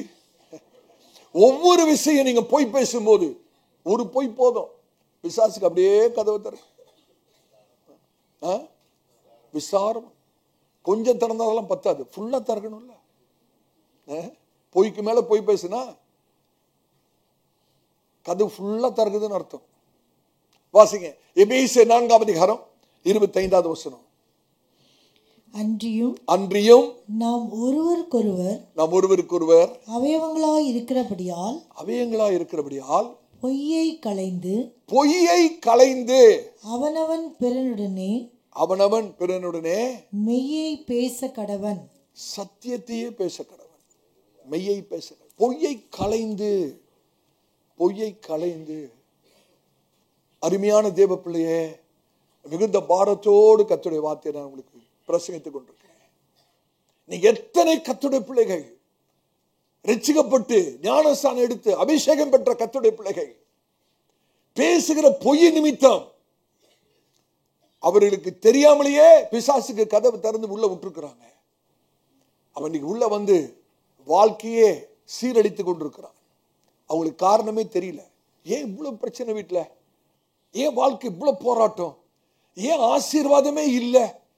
என்னென்னமோ செய்யறோம், பிரயாசெல்லாம் வீணா போகுது, ஒரு பலன் இல்லையே. காரணம் தெரியல. ஆனா இன்னைக்கு ஆவியானவர் சொல்றார், மகனே மகளே, நீங்க சொன்ன பொய் தான் பிசாசுக்கு கதவை திறந்து உள்ள விட்டுருக்கீங்க.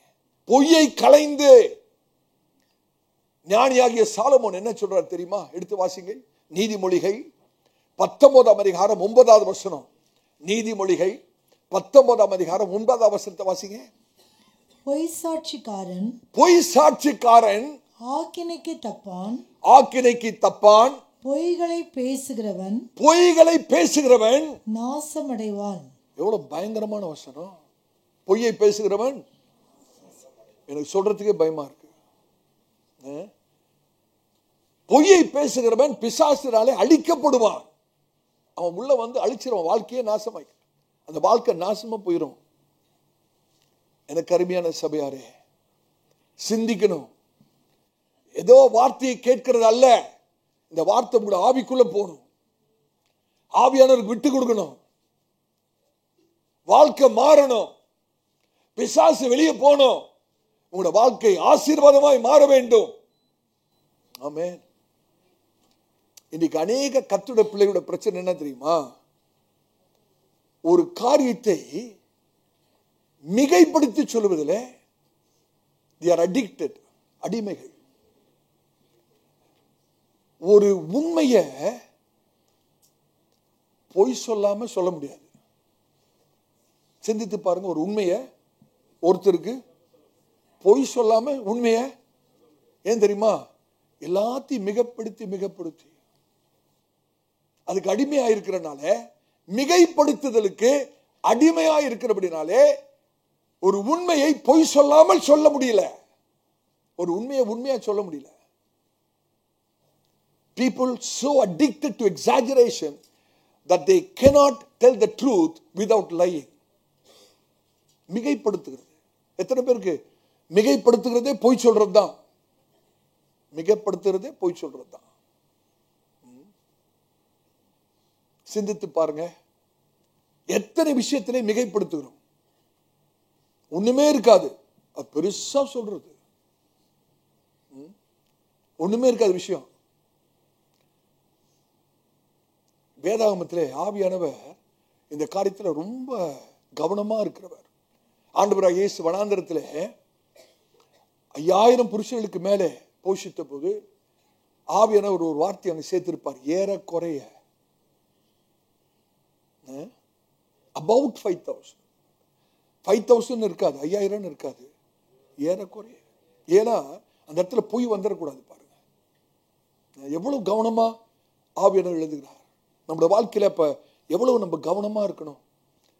சகோனே சகோதரிய, ஒரு தட்டு நீங்க பொய் சொன்னீங்கன்னா பிசாசுக்கு உங்களோட வாழ்க்கையில அவன் உள்ளே நுழைந்து உங்களோட வாழ்க்கையை நாசமாக்கும்படியாக ஒரு வாசலை அவனுக்கு திறக்கிறீர்கள்.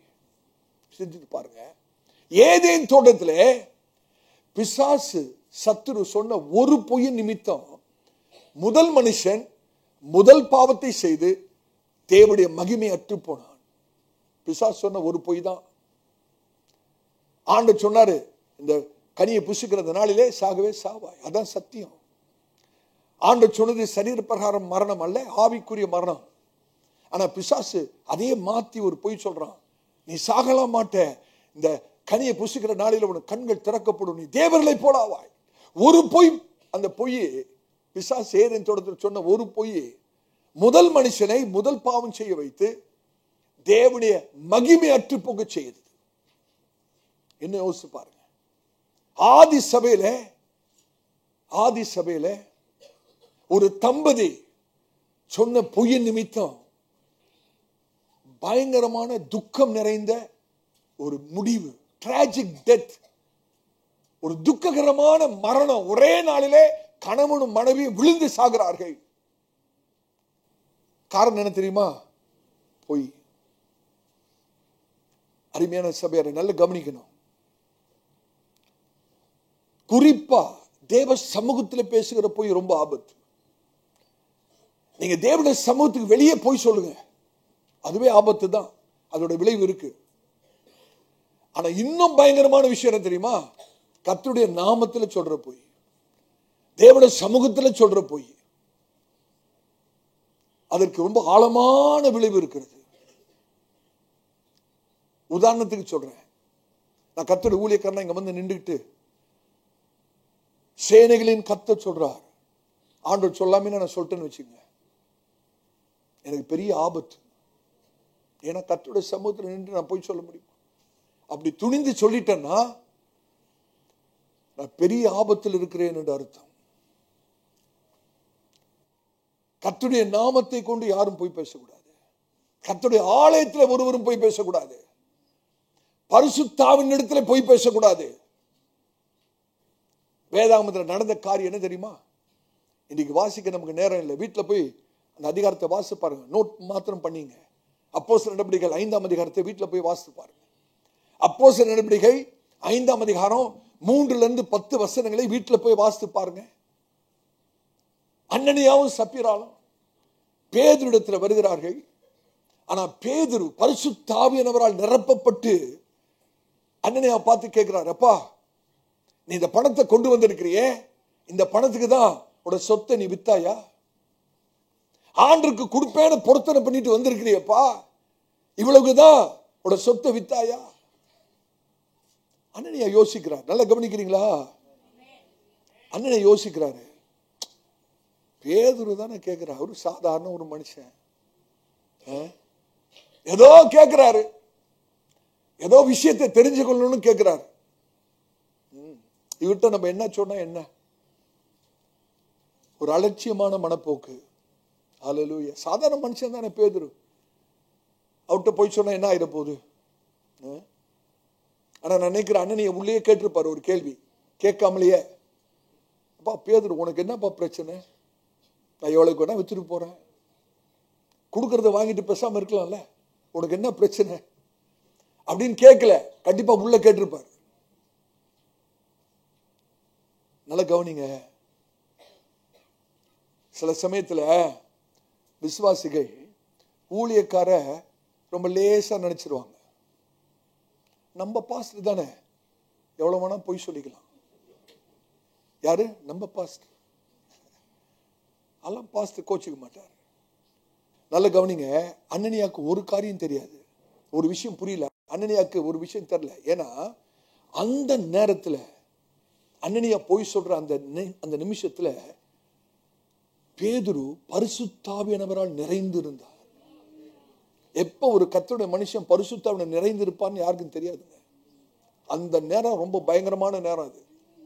அனனியா மற்ற நேரத்துல போய் சொல்லியிருந்தா ஒன்னும் ஆயிருக்காது.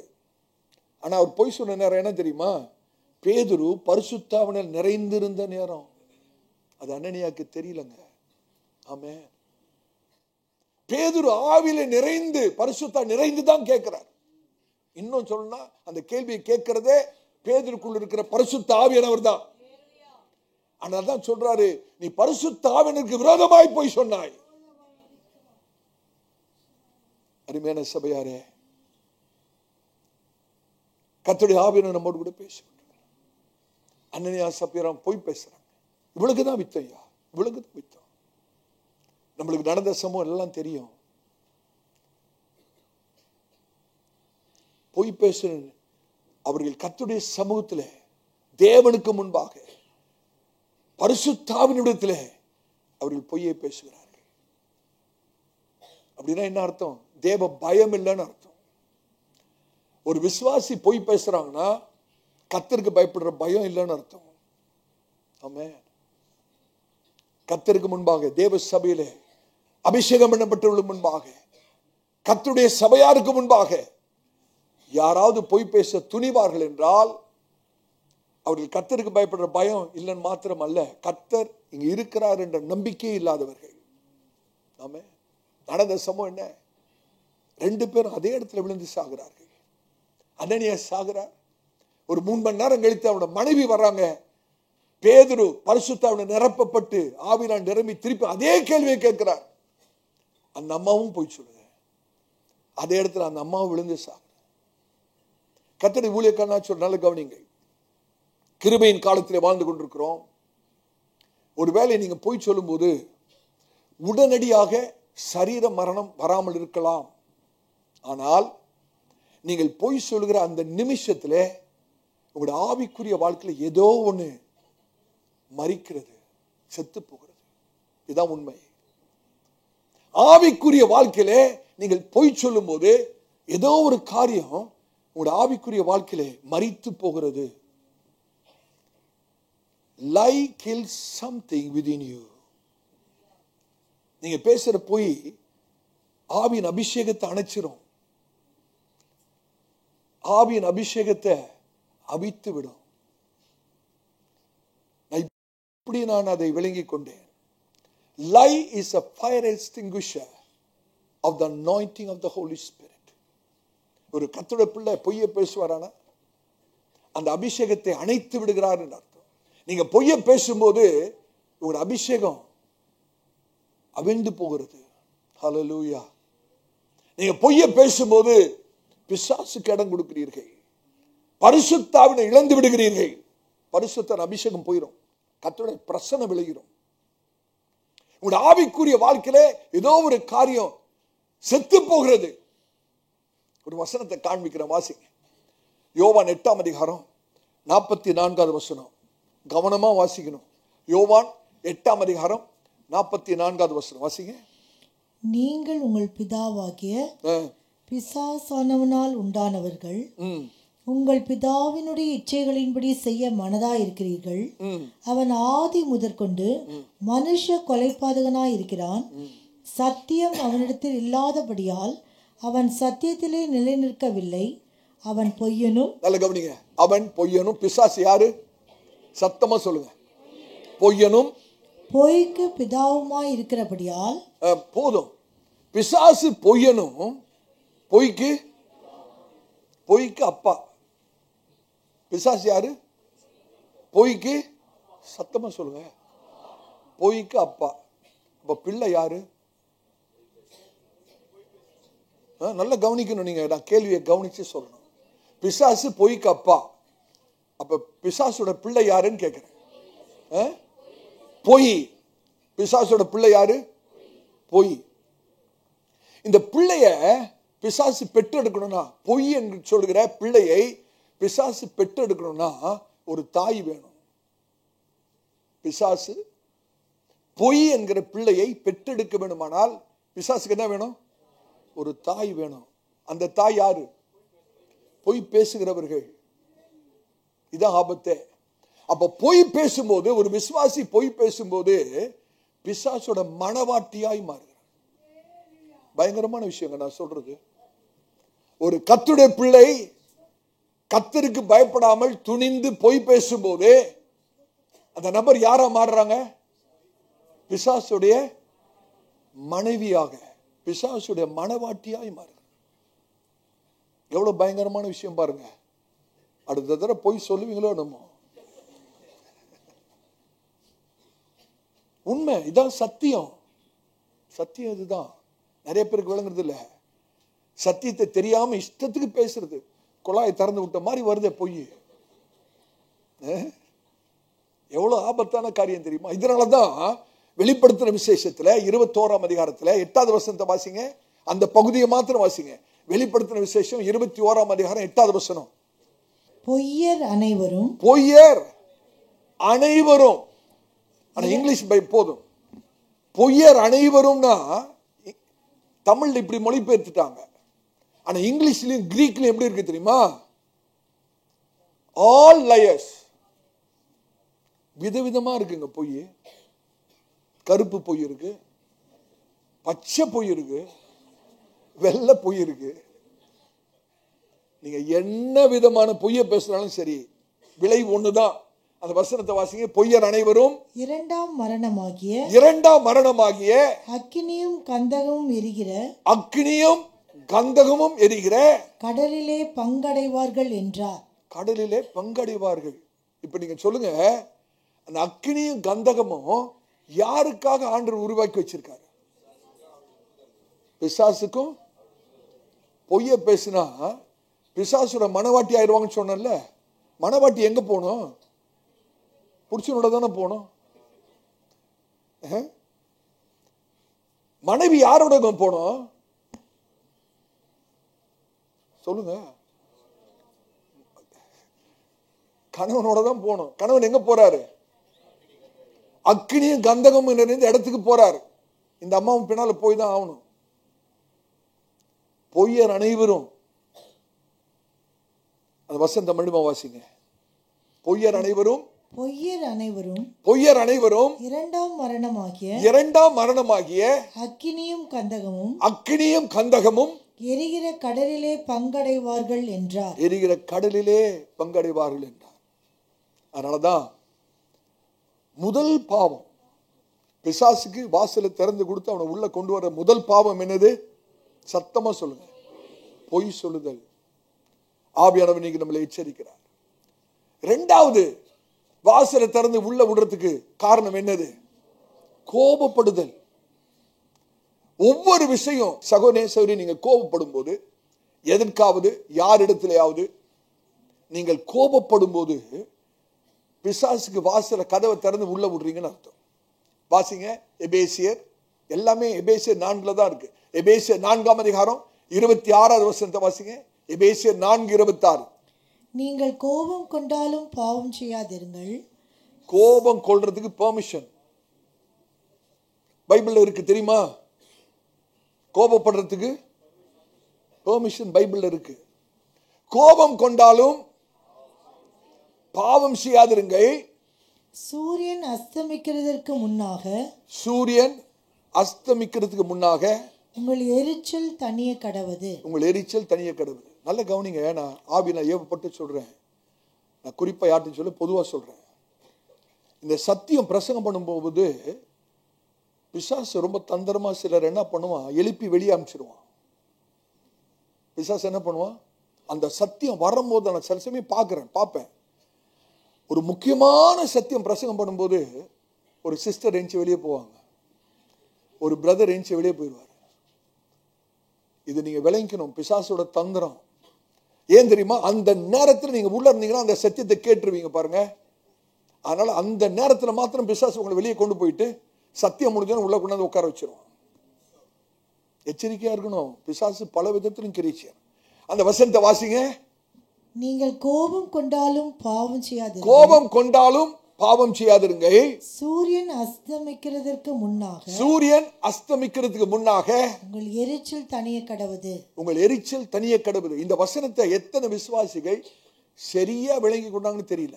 இதுக்கு நிறைய வியாக்கியானம் இருக்குது.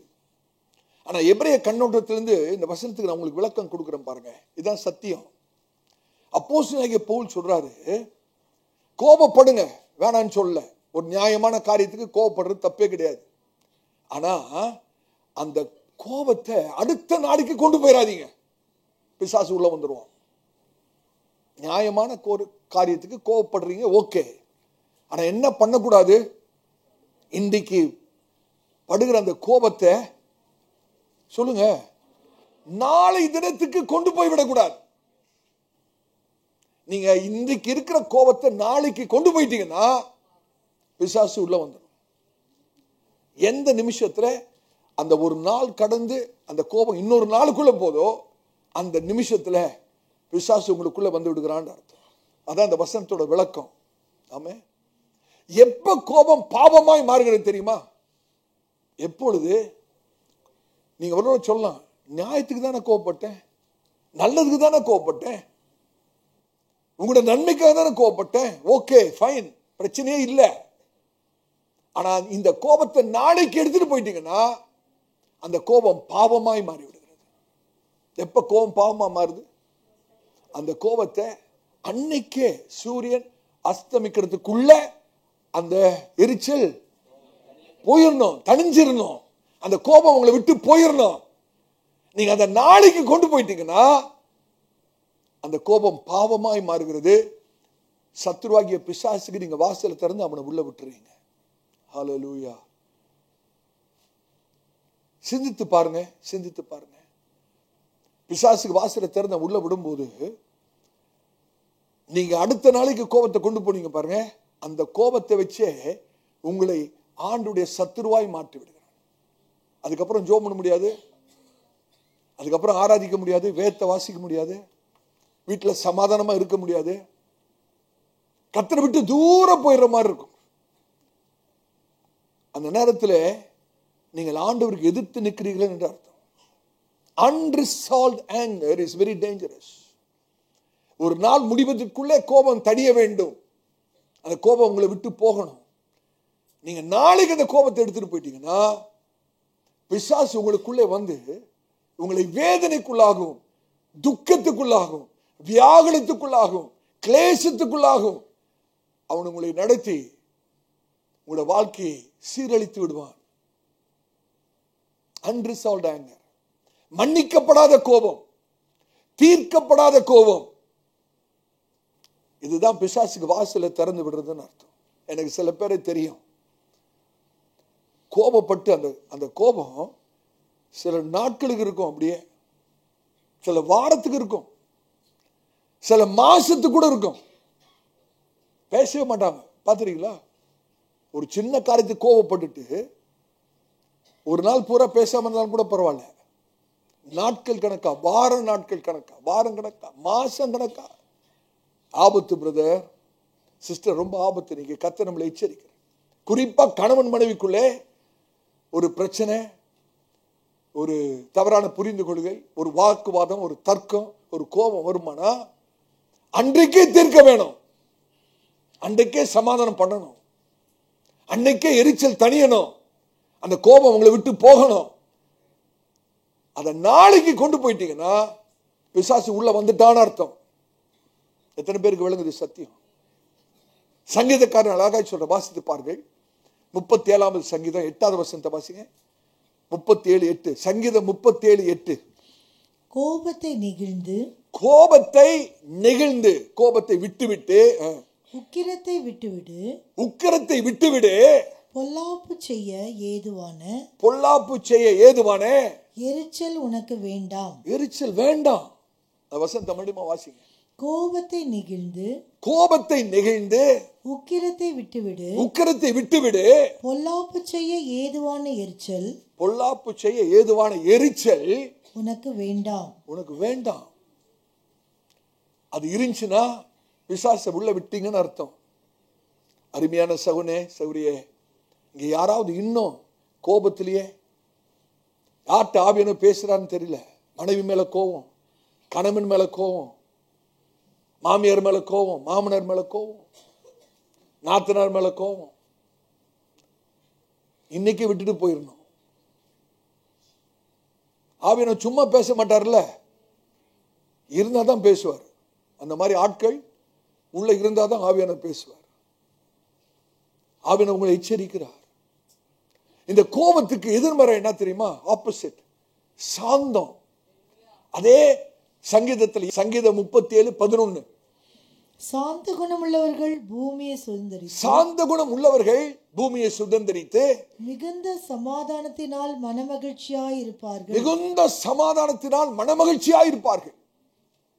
இன்னைக்கு நிறைய பேர் இடத்துல மனமகிழ்ச்சி இல்லை. அநேக இடத்துல கர்த்தர் கொடுத்த சுதந்திரம் இல்லை, கர்த்தர் கொடுத்த ஆசீர்வாதம் இல்லை, இழந்துட்டாங்க. ஏன் தெரியுமா? கோபத்தினால. சாந்த குணம் உள்ளவர்கள் பூமியை சுதந்தரிப்பார்கள். மிகுந்த, அதாவது சமாதானத்தினால் உண்டாகிற மகிழ்ச்சி அவர்களுக்குள்ளே இருக்கும். சாந்த குணம். ஆனா சாந்தத்துக்கு பதிலா கோபம் இருக்குமானால் நாம் தேவனுடைய சுதந்திரத்தை இழந்து விடுகிறோம். மிகுந்த சமாதானத்தால் வரக்கூடிய மகிழ்ச்சி இழந்து விடுகிறோம். தேவனுடைய ஆசீர்வாதத்தை இழந்து விடுகிறோம். அருமையான தேவ பிள்ளையே, தீர்க்கப்படாத கோபத்தை ஒரு நாள் அடுத்த நாள் கொண்டு போயிடாதீங்க. பிசாசு உங்களுக்குள்ளே வந்து விடுவான். நீங்களே கதவை திறந்து உள்ள விடுறீங்க. மூன்றாவதாக, களவு செய்தல்.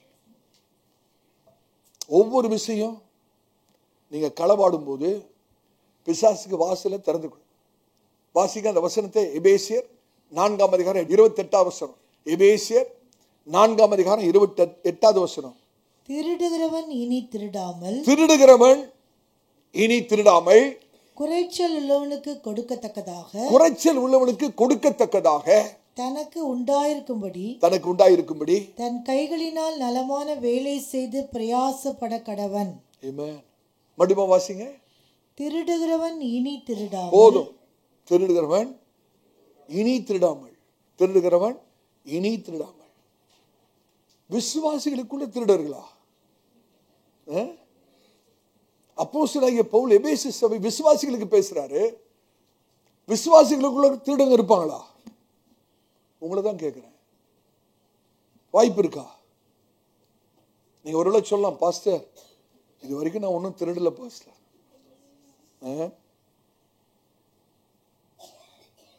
உங்களுக்கு தெரியாமையே நிறைய பேர் திருடி கொண்டிருக்கிறீர்கள். அது உங்களுக்கே தெரியல. சில சமயத்துல நம்மள அறியாமையே நம்ம திருடிக்கிட்டு இருப்போம், நமக்கே தெரியாது. கடன் வாங்கிட்டு கடனை கொடுக்கலன்னா என்ன அர்த்தம் தெரியுமா? யார் அவங்க? கேக்குறீங்களா? கடனை வாங்கிட்டு திருப்பி கடனை கொடுக்கலன்னா அவங்க யாரு? ஆமா, யோசித்து பாருங்க. சில சமயத்தில் நாம் நடக்கிற விதத்தினாலே, நல்ல கவனிக்கணும், நாம் நடந்து கொள்கிற விதத்தினாலே மற்றவருடைய பரிசுத்தத்தை திருடி விடலாம். நாம் நடந்து கொள்கிற விதத்தினாலே மற்றவருடைய நீதியை நாம் திருடி விடலாம். நாம் நடந்து கொள்கிற தவறான விதத்தினாலே மற்றவருடைய ஜெபத்தை, ஜெப வாழ்க்கையை திருடி விடலாம். அதுவும் திருட்டு தான். நம்ம திருட்டுனா என்ன நினைச்சிட்டு இருக்கோம் தெரியுமா? கதவை உடைச்சி வீட்டுக்குள்ள போய் பீரோவை திறந்து எல்லாத்தையும் எடுத்துட்டு போறதான் திருடு நினைச்சிட்டு இருக்கோம். இல்ல இல்ல இல்ல, அதை தான் திருடு நினைச்சிட்டு இருக்கிறோம். யாரோ அக்கௌண்ட்ல போயிட்டு லாகின் பண்ணி பணத்தை திருடுறது. இன்னும் உங்க மணி பர்ஸுக்குள்ள சகோதரர் எடுப்பாங்க பாருங்க, தெரியாம. எப்ப எடுக்கிறாங்கன்னே தெரியாது. திடீர்னு பாப்பாரு, வெளியே போயிட்டு மணி பர்ஸை திறந்து பார்த்தா உள்ள ஒண்ணும் இருக்காது, ஒரே சரீரம் தான். அதுவும் திருட்டு தான். அருமையான கர்த்தருடைய பிள்ளைகளே, இனி திருடாமல். திருடுகிறவர்கள் இனி திருடாமல். எத்தனை பேருக்கு தெரியும் தசம பாகம் கொடுக்கலன்னா நம்ம திருடர்கள்? எத்தனை பேருக்கு தெரியும்? எத்தனை பேருக்கு தெரியும் தசம பாகம் காணிக்க கொடுக்கலன்னா நம்ம யாரு? திருடர்கள். நான் பொதுவாக அதை பற்றி பேசுறது இல்லை, ஆனால் சப்ஜெக்ட் வந்ததுனால பேசக்கூடிய ஒரு நிர்பந்தம். எடுத்து வாசித்து பாருங்க. மல்கியா 3ஆம் அதிகாரம் 8-9 வாசிங்க. மல்கியா 3ஆம் அதிகாரம் 8-9 வசனங்கள். மனுஷன் தேவனை வஞ்சிக்கலாமா? மனுஷன் தேவனை வஞ்சிக்கலாமா? நீங்களோ என்னை வஞ்சிக்கிறீர்கள். நீங்களோ வஞ்சிக்கிறீர்கள். எதிலே உம்மை வஞ்சித்தோம் என்கிறீர்கள். என்னத்தை நாங்க திருடுறான்றவரேன்னு கேக்குறீங்க.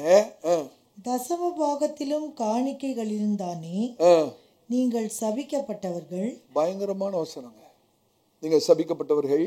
ஜனத்தாராகி நீங்கள் எல்லாரும் என்னை வஞ்சித்தீர்கள். வஞ்சித்தீர்கள். சபையாரே,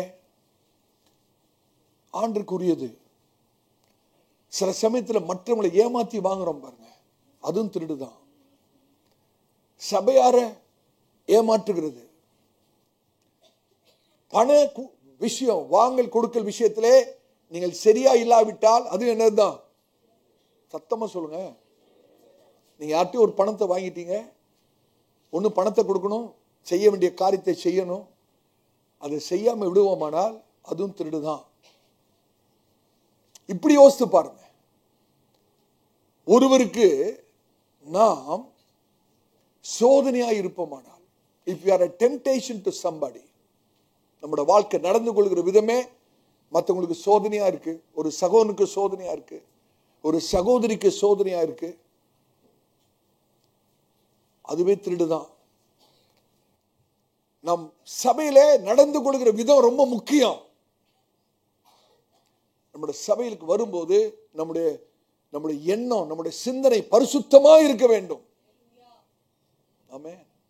ஒருவரையும் கவர்ற மாதிரி இருக்கக்கூடாது, ஒருவரையும் வஞ்சிக்கிற மாதிரி இருக்கக்கூடாது, மற்றுடைய நீதியை களவாடுகளாய் மாறிவிடக்கூடாது. ஆமென். இப்படி சொல்றோம் பாருங்க.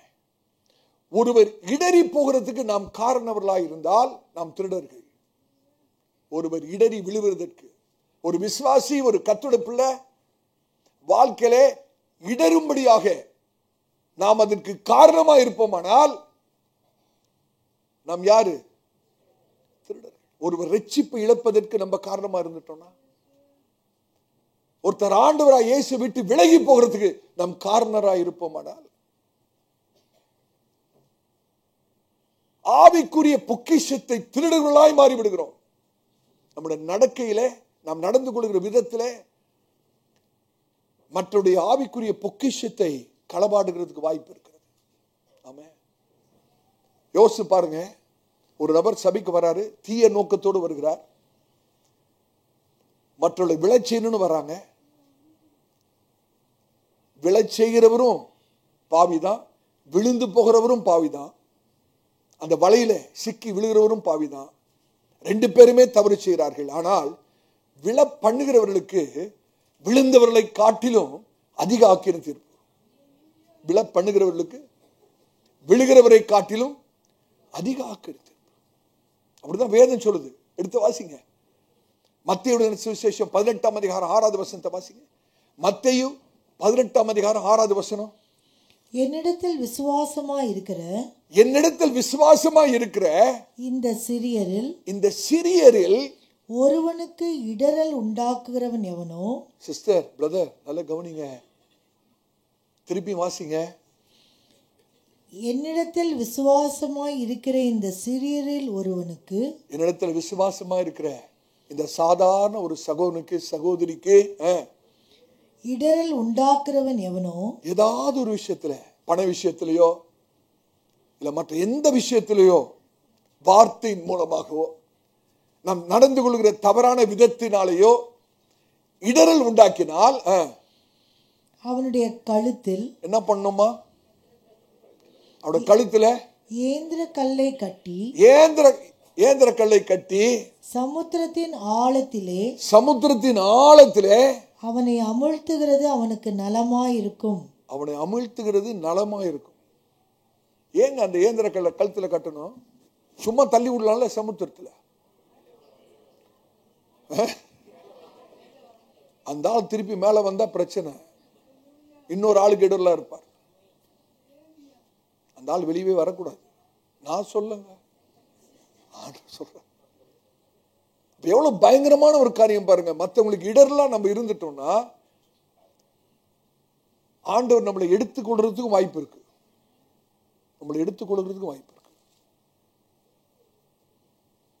ரொம்ப பயங்கரமான ஒரு காரியம். நாம் நடந்து கொள்கிற விதத்தினாலே கழுவி செய்ய, மற்றுடைய நீதி, மற்றுடைய பரிசுத்தம், மற்றுடைய ஜெபம், தேவனோடு அவர்கள் வைத்திருக்கிற ஐக்கியம், அவருடைய ரட்சிப்பை இழந்து போக செய்ய வாய்ப்பு இருக்கிறது. சிம்சோனுடைய அபிஷேகத்தை திருநது யாருங்க? ஒரு மனுஷி தானே. சிம்சோனுடைய அபிஷேகத்தை திருநது ஒரு ஸ்திரீ, தெலீலாள்.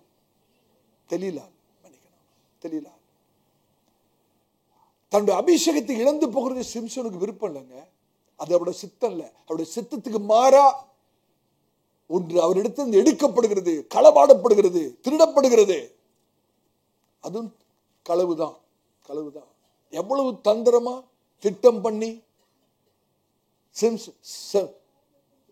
சிம்சோனுடைய அபிஷேகம் களவாடப்பட்டது பத்தீங்களா, திருடப்பட்டது பத்தீங்களா. ஒருவேளை நீங்க சொல்லலாம், பாஸ்டர் நான் யாருடைய பணத்தையும் நான் திருடல பாஸ்டர். பணத்தை திருடலாமல் இருக்கலாம்.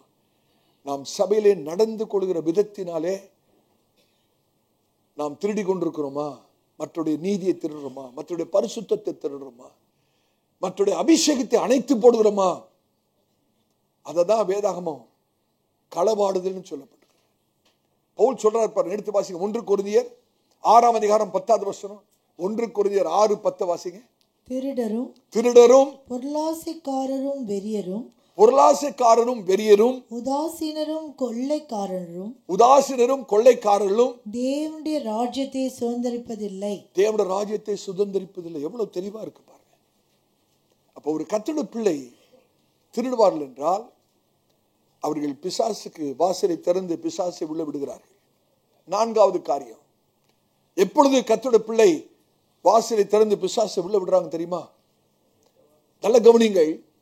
உங்களோட வாயிலிருந்து ஒவ்வொரு விஷயம் தவறான வார்த்தை வரும்போது, கெட்ட வார்த்தை வரும்போது, பக்தி விருத்தி இல்லாத வார்த்தை வரும்போது, அவபக்தியான வார்த்தை வரும்போது, நீங்கள் பிசாசுக்கு கதவை திறந்து அவனை உள்ளே விடுகிறீர்கள். உங்களுடைய நாவை பிசாசு ஆட்கொள்ள விட்டு விடுகிறீர்கள். உங்களுடைய வாயிலிருந்து கோபப்பட்டு ஒரு வார்த்தை, கெட்ட வார்த்தை வந்துடுச்சுன்னா, பிசாசுக்கு உங்களுடைய நாவுல ஒரு ஆளுகை அவனுக்கு கொடுத்து விடுகிறீர்கள். அவன் உள்ள வந்து உங்களுடைய வாழ்க்கையை தாறுமாறாக்கி விடுவான். எடுத்து வாசிங்க எபேசியர் 4:29 வாசிங்க. எபேசியர் 4:29. கெட்ட வார்த்தை ஒன்றும் உங்கள் வாயிலிருந்து புறப்பட வேண்டாம். கெட்ட வார்த்தை ஒன்றும் உங்கள் வாயிலிருந்து புறப்பட வேண்டாம். பக்தி விருத்திக்கு ஏதுவான நல்ல வார்த்தை உண்டானால் அதையே கேட்கிறவர்களுக்கு பிரயோஜனம் உண்டாகும்படி பேசுங்கள். சபையாரே, நீங்க வாய் திறந்து ஒரு வார்த்தை பேசினா அது யாருக்காவது பிரயோஜனமா இருக்கணும். பக்தி விருத்தி உண்டாக்கணும். அந்த வார்த்தை மற்றவர்களுக்கு ஆசீர்வாதமா இருக்கணும். அந்த வார்த்தை மற்றவர்களுக்கு ஆறுதலா இருக்கணும், தேர்தலா இருக்கணும். சாபத்தின் வார்த்தை இருக்கக்கூடாது. ஆவியானவரை துக்கப்படுத்துகிற வார்த்தை இருக்கக்கூடாது. கெட்ட வார்த்தை நல்லொழுக்கத்தை கெடுக்கும் வேதம் சொல்றது. அப்படிதானே? ஹல்லேலூயா. அநேக சமயத்தில் நம்ம நினைச்சுக்கிறோம், இந்த கெட்ட வார்த்தைன்னு சொல்லும் போது கெட்ட நண்பர்களோடு கூட சேர்ந்து பேசி கல்யாட்டம் பண்றதுதான் கெட்ட வார்த்தை நம்ம நினைச்சிட்டு இருக்கோம். இல்ல, எத்தனை விஷயம் வீட்டுல உங்க குடும்பத்துக்குள்ள பேசும்போது கோவப்பட்டு கெட்ட வார்த்தையில பேசுறீங்க. ஆனா சபையில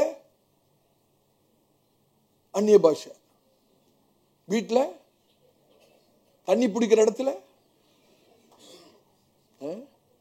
ஆனா சபையில மாத்திரம் எப்படி அந்நிய பாஷை வருதுன்னு எனக்கு தெரியலையே. கெட்ட வார்த்தை வருகிற வாயிலிருந்து அந்நிய பாஷை வரத்துக்கு வாய்ப்பே இல்லைங்க. அது அசுத்தாவி. ஒருவர் கெட்ட வார்த்தையை பேசிக்கொண்டு சபையில வந்து அந்நிய பாஷை பேசுவாரானால் அவர் பேசுகிற அந்நிய பாஷை அசுத்தாவினால் வருகிறது, பரிசுத்தாவினால் அல்ல. நம்ம தெளிவா விளங்கிக்கணும். அப்போஸ்தலர் பவுல் சொல்றார் 1 கொரிந்தியர் 15:33 1 கொரிந்தியர் 15:33 பாருங்க. மோசம் போகாதிருங்கள். ஆகாத சம்பாஷணைகள் நல்லொழுக்கங்களை கெடுக்கும். நல்ல ஒழுக்கங்களை கெடுத்துரும். ஆகாத சம்பாஷணை, வேண்டாத வார்த்தைகள் நல்லொழுக்கத்தை கெடுக்கும். எனக்கு அருமையான சௌரியே, உங்களோட வாயிலிருந்து வருகிற ஒரு வார்த்தை போதும் பிசாசு கதவை திறக்கிறதுக்கு. ஆமென். கர்த்தருடைய பிள்ளைகள் நம் வாயை திறந்து பேசும்போது எப்படிப்பட்ட வார்த்தைகளை பேசுகிறோம் என்பதில் மிக மிக எச்சரிக்கையா இருக்க வேண்டும். நம்ம பேசுற வார்த்தையை வச்சுதான் பிசாசுக்கு வாசலை திறக்கிறோமா வாசலை அடைக்கிறோமா என்பது தீர்மானிக்கப்படுகிறது. ஹல்லேலூயா. கர்த்தர் நமக்கு கிருபை தருவாராக. அடுத்த தடவை வாயை திறந்து பேசும்போது, ஆண்டவரே என் வாய்க்கு காவல் வைங்கப்பா. சங்கீதக்காரன் சொல்றாரு, என் வாய்க்கு காவல் வைங்கப்பா. ஏற்கனவே வச்சிருக்காரு 32, அதையும் தாண்டிக்கிட்டுல வருது. சோல்ஜர் மாதிரி வச்சிருக்காருல 32 பல்லு, போர் சேவகன் மாதிரி வச்சியும் அதையும் தாண்டிக்கிட்டு வருது பாருங்க. ஒரு அம்மா வந்து சொல்றாங்க, ஒரு கணவன் மனைவி ஆலோசனைக்கு வந்திருக்காங்க. ஒரே சண்டை. திருமணம் ஆகி 30 வருஷம் ஆயிடுச்சு. இப்ப ஒரே பேரன் பேத்தியை எடுத்த பிறகு சண்டை. அந்த அம்மா சொல்றாங்க, பாஸ்டர் இவர் எனக்கு கையை நீட்டி அடிச்சிட்டாரு பாஸ்டர். 30 வருஷத்துல இது வரைக்கும் அடிச்சதே இல்லை, கையை நீட்டி அடிச்சிட்டாரு. உடனே அவர் சொல்றாரு, பாஸ்டர் இந்த அம்மா நாக்க நீட்டினால தான் பாஸ்டர் நான் கையை நீட்டி. இந்த அம்மா என்ன நீட்டாங்களா? நாக்கு. அதை அடக்க சொல்லுங்க பாஸ்டர். அருமையான சபையாரே, தயவு செய்து பவுல் சொல்றாரு, பிசாசுக்கு இடம் கொடுத்துறாதீங்க, பிசாசுக்கு இடம் கொடுத்துறாதீங்க. கடைசி ஒரு காரியத்தை சொல்றேன். 5வது காரியம், கசப்பு வைத்தல். எடுத்து வாசிங்க. எபேசியர் 4:31. எபேசியர் 4:31. சகலவிதமான கசப்பும் கோபமும் மூர்க்கமும் கோபமும் மூர்க்கமும் கூக்குரலும் தூஷணமும் மற்ற எந்த துர்க்குணமும் உங்களை விட்டு நீங்க கடவது. கசப்பு உங்களை விட்டு சகல விதமான கசப்பு நீங்க கடவுது. ஹல்லேலூயா. ஒருவேளை நீங்க பொய் சொல்லாம இருக்கலாம், திருடாம இருக்கலாம், கெட்ட வார்த்தைகளை பேசாம இருக்கலாம். ஆனா உங்களுக்குள்ள கசப்பு இருக்குமானால், யாரையாவது ஒரு நபரை குறித்து கசப்பு, ஒரு வைராக்கியம், குரோதம் இருக்குமானால் நீங்கள் பிசாசுக்கு கதவை திறந்திருக்கிறீர்கள் அர்த்தம். எபிரேயர் நிருபம் 12:15 வாசிங்க, சீக்கிரமா வாசிங்க. எபிரேயர் நிருபம் 12:15 வாசிங்க. ஒருவனும் தேவனுடைய கிருபையை இழந்து போகாத படிக்கும். கிருபையை இழந்து போறதுக்கு வாய்ப்பு இருக்கு பிரதர், சிஸ்டர். கிருபை இழந்து போறதுக்கு வாய்ப்பு. ஒருவரும் கிருபை இழந்து போகாதபடிக்கு யாதொரு கசப்பான வேர்